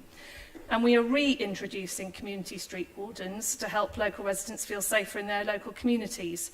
I introduced them under the last Labour government in our city, and unfortunately they were cut in the Tory austerity years. So we have got a pattern of community wardens which we can go back to, just to answer your point earlier, Alex. We're proposing the gritting of cycle lanes to improve safety, and we're supporting our local communities through investment in our play areas, support for live music and grassroots sport. So I am delighted to second this budget, which supports our local residents and our local communities. Thank you. Thank you. So finally, Councillor Turner.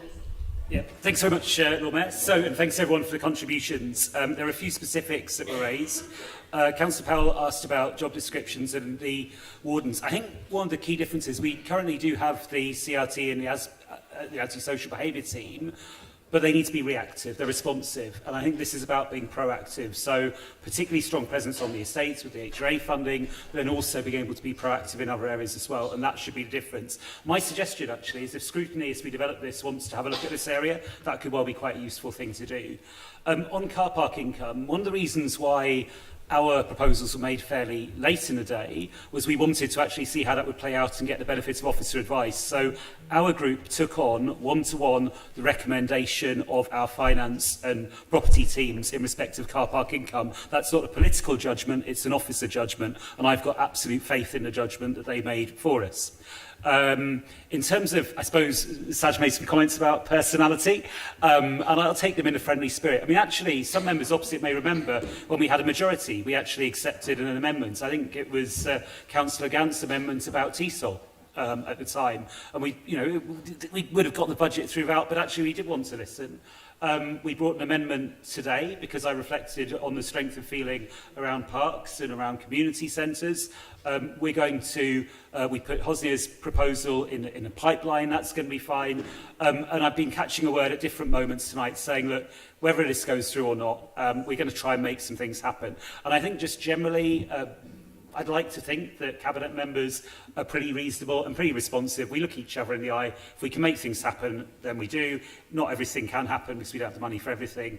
That's where we are. And I'd like to think that that's kind of the sort of personality we run the council with. It'd be lovely if there was a majority for Labour. If there isn't, though, we just kind of crack on and do the best we can.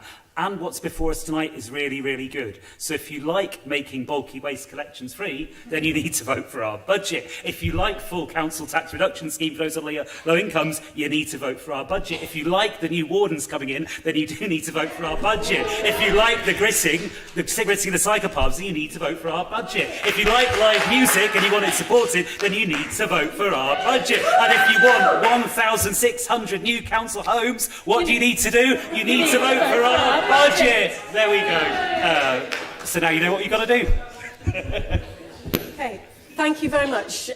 We are now going to have a named vote on this Labour Group's budget.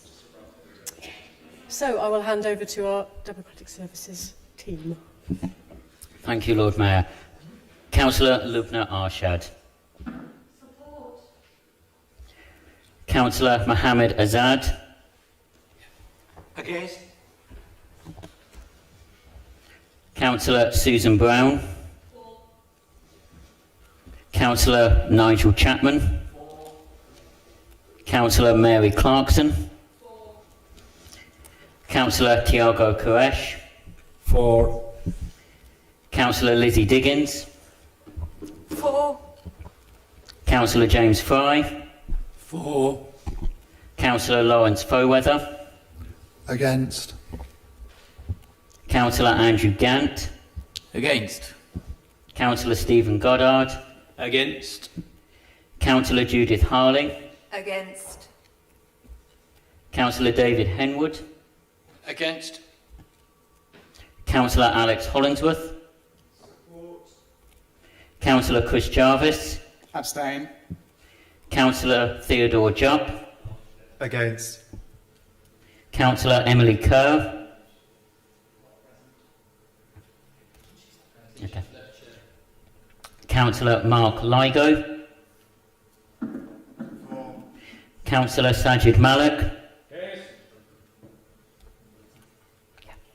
Councillor Catherine Miles. Against.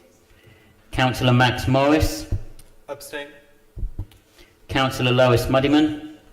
Abstain. Councillor Edward Mundy. Abstain.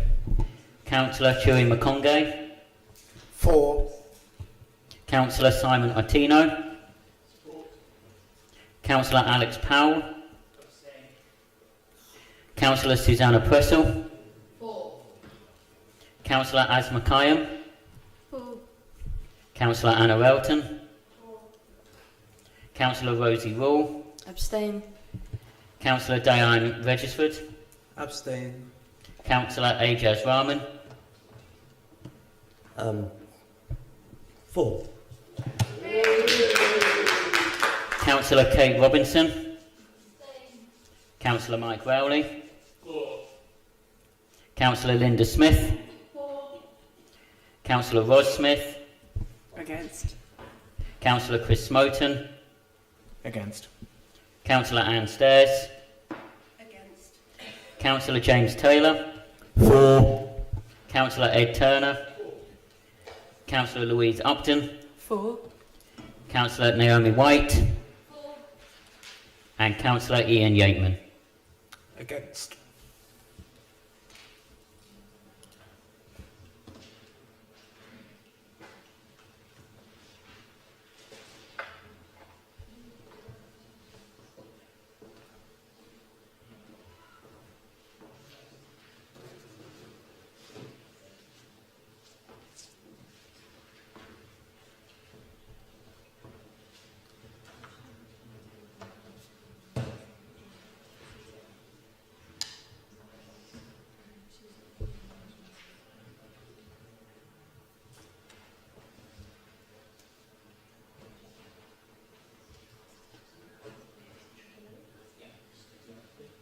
The budget has been carried, but the vote was 21 support, 13 oppose, 8 abstentions.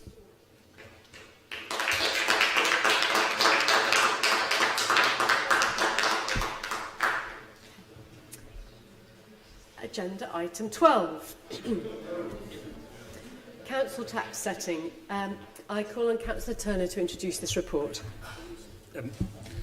Yes, notwithstanding a lot of sympathy for what Councillor Ross Smith said about the system, we need to levy council tax and propose to do so by means of the recommendations in this report.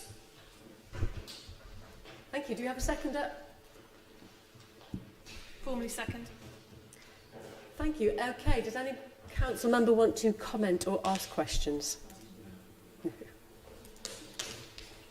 No. Okay, in that case, Councillor Brown, do you want to speak as a seconder now? No. Then I'll put the recommendation to the... It's a named vote again, a recorded vote. So, again, handing over to Jonathan. Thank you, Lord Mayor. Councillor Lubna Arshad. For. Councillor Mohammed Azad. Against.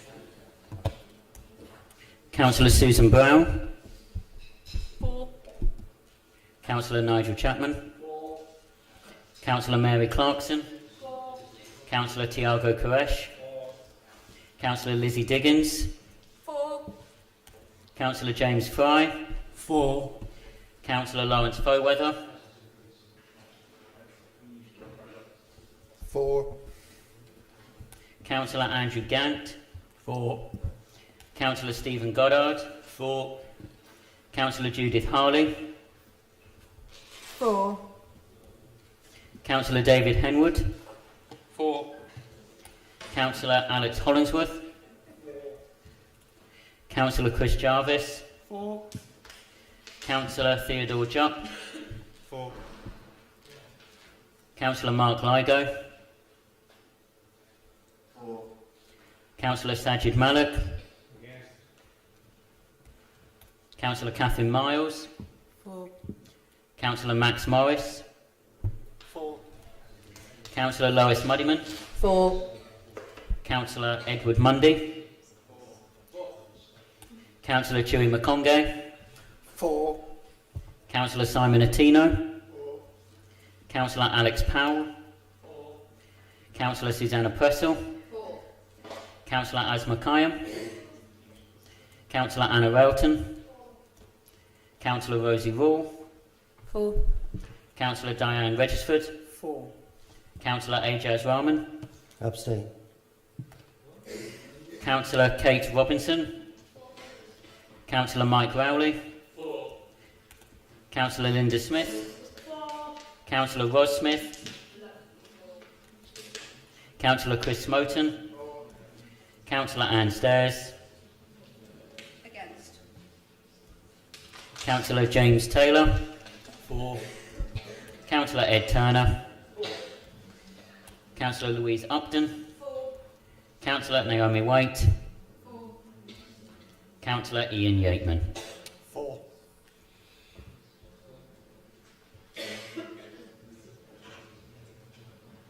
I'm going to confidently call that one as passed, with 3 against and 1 abstention. Thank you. Okay, so the council tax is set. Moving on to item 13, the Treasury Management Strategy. Again, Councillor Turner to introduce. Yeah, thanks, Lord Mayor. An important document, one which governs our Treasury function, relatively unchanged compared to previous years, certainly compared to last year, an approach which has served us well. So I commend the document to Council. Thank you. Seconder, Councillor Brown. Formally second. Thank you. Anybody got a question or a comment? Councillor Miles. Yes, thank you. So the Council passed a motion in March 25 related to ethical policies, and from the report before us, I know the implications of this are still being worked through. That's nearly a year now. I know we work slowly in local government, but maybe not that slowly. So what's the time frame for updating this, as it's nearly a year since it was adopted? Thank you. Take all the questions at once or one by one? I'll take all of them. Councillor Mundy.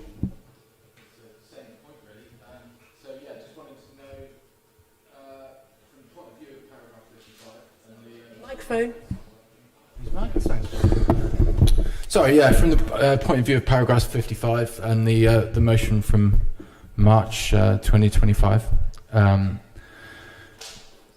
Also, I wanted to know how we're going to be ensuring that Treasury management investment policy would adhere to both the ESG policy, the environment, social and governance policy from before, and the March motion to the fullest extent possible within legislation. And also I would like to know, maybe this is a question for our finance director, what the legal ramifications would be for the council were it not possible to adhere to both the statutory guidance and international law. So see point 3 from the first resolution of the motion, which is in regards to dealing with entities that are implicated in state violence, repression, war and occupation. Thank you. Thank you. Councillor Smoten. Well, this is going to sound odd now. I was going to shoehorn this one in because I realised I hadn't managed to get it in any previous debate. Would the proposer agree with me that we're all extremely grateful for Nigel Kennedy's very dedicated service over his many years at the council, and I just wanted to note, as I have not had the opportunity to do, that I'm personally extremely grateful for his help and wish him a very happy retirement.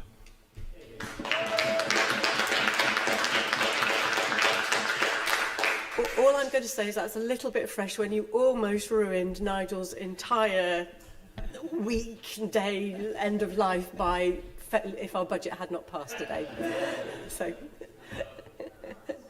but no, I'm joking. It's very nice of you to say so. Thank you. Councillor Turner. Okay, a few questions. If anyone's not yet paid tribute to Nigel that wants to, we've still got the capital strategy to come. So, and I think, you know, absolutely agree with the comments. So there was a briefing to group leaders on the motion and a paper, I think, associated with that. So I'm sure group leaders will be happy to share it with other interested members when it comes to implementing the council motion. We went into that debate really in the spirit of trying to do what we can. And as Councillor Mundy alludes to, sometimes the rules which finance directors have to adhere to rub up against the spirit of the motion. Where we've made more progress is on procurement strategy, as he may have noted. The bit which gets difficult is a very literal interpretation. For example, that motion would mean that we wouldn't be able to have any banking arrangements, we think, at all, because we wouldn't be able to scrutinise the activity of banks to that extent. There were a couple of options made available to group leaders through that paper, where there would have been potential changes that we could have made on the Treasury management side, but they would have cost money. And so, as I pledged to in the motion at the time, I said, look, if you want to go down this road, these are the sort of costs that we have. So, for example, changing our bank, we'd probably have struggled to find a bank which would have met all of our criteria. We could do that, but it would have cost money.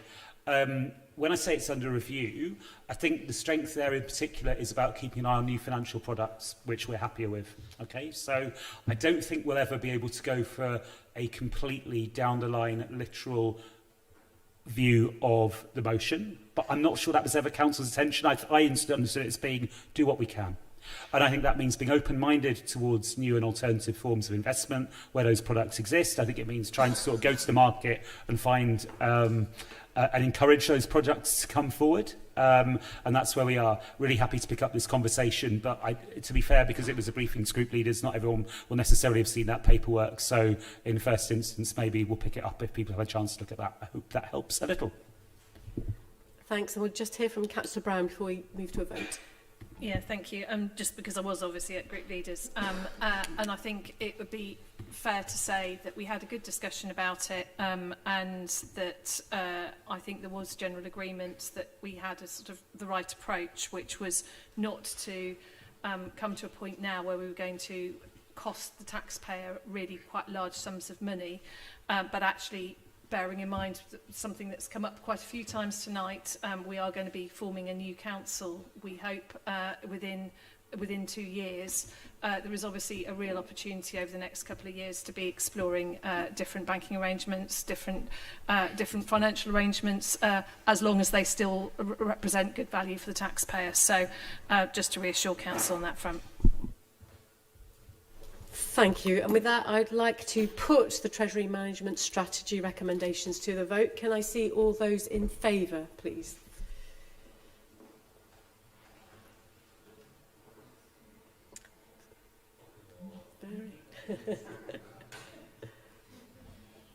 Okay, thank you. And those against? And any abstentions? Thank you, that is clearly carried. Agenda item 14, the capital strategy. Over to Councillor Turner again.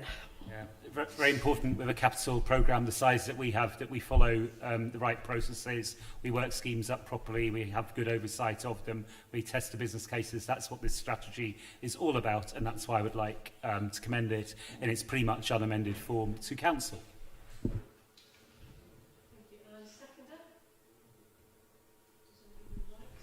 If I may take this opportunity to say a really big thank you to Nigel. Nigel, I think it feels really odd that this is going to be your last budget for this council.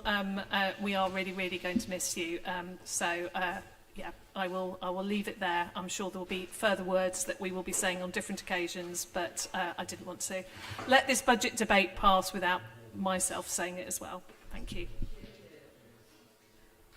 Councillor Ligo. And my apologies to Councillor Nigel. Again, I would also like to thank Nigel as well. I've been a councillor for 18 years, and thank you again for your support and guidance when I've had various cabinet posts here and on various committees as well. So thank you very much. Anybody else want to thank Nigel or just ask a question? Yeah, Councillor Rowley. Yes, I would like to add my little voice to the chorus of thanks to Nigel, who it's been a delight working with for many years, from being chair of budget scrutiny way back in the day to being a cabinet member with some perhaps sometimes slightly ill thought out spending proposals, quickly licked into shape by Nigel to being a backbencher. Trying to put forward ideas, and Nigel has always been helpful to members on all sides of the chamber who want to see the councils see things achieved in their wards and see the council's public money better spent. So have a very happy retirement, because you deserve it, Nigel. Hear, hear. Yeah, the relatively healthy state this council finds itself in is it pretty much entirely due to you, I think, Nigel. Thank you. On that note, unless Councillor Brown wants to add something, no, then we will move to the vote. No, we're going to be done in time. We are. So can I see all those in favour of the capital strategy? Okay, and any against? And any abstentions? Thank you. That is clearly carried. So the final item on the agenda is the council tax reduction scheme for 26-27. Again, Councillor Turner to introduce. Yeah, thanks to Laura Bessel, who's sat through our entire budget debate, waiting for this moment. That doesn't mean you all need to make a speech paying tribute to Laura as well, by the way, although she'll no doubt appreciate it. Colleagues, sorry, I jest. It's a really important thing that we do. As has been aired already tonight, we're one of relatively few councils that continues full council tax reduction for those on the lowest incomes in Oxford. We go with a banding scheme. We've consulted on it, and we think this is the right way forward. There's some changes to the banding which were trailed last year. We got some discretionary funds as well, and we continue to, I think, iterate the discussions with the advice sector to try and make sure we're helping people that need support. And with that, I would like to move the recommendations. Thank you. And do I have a seconder? Councillor Brown. Yep, formally second, and formally second the thanks to Laura as well. Thank you. Does any member of the council wish to comment or ask a question? Councillor Chapman? Yeah, I'd like to support the proposal, but I'd also like to say thank you to Nigel about one aspect that hasn't really been mentioned tonight, and I think it's important it's recognised. Nigel's not just a great strategist and a great finance director, he also runs an amazing team of people who collect the taxes that we spend. There's been very little mention of that tonight, Laura is in the room too. She is instrumental in the council tax reduction scheme, but also, frankly, in the thousands of interactions that this council has to have every year to raise the revenue we've spent the last 4 or 5 hours debating. So I think on behalf of all of us, the Revenues, Bends and Income team, which Nigel leads, deserve a special thank you too. Thank you.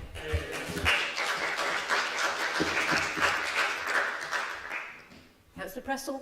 Yes, I'd like to echo the thanks to Nigel and Laura and their teams, but I'd also like to thank Ed Turner very much indeed, because he has worked extremely hard on this budget, as usual, and we can be very proud of the result. So I'd like to thank Ed. Thank you.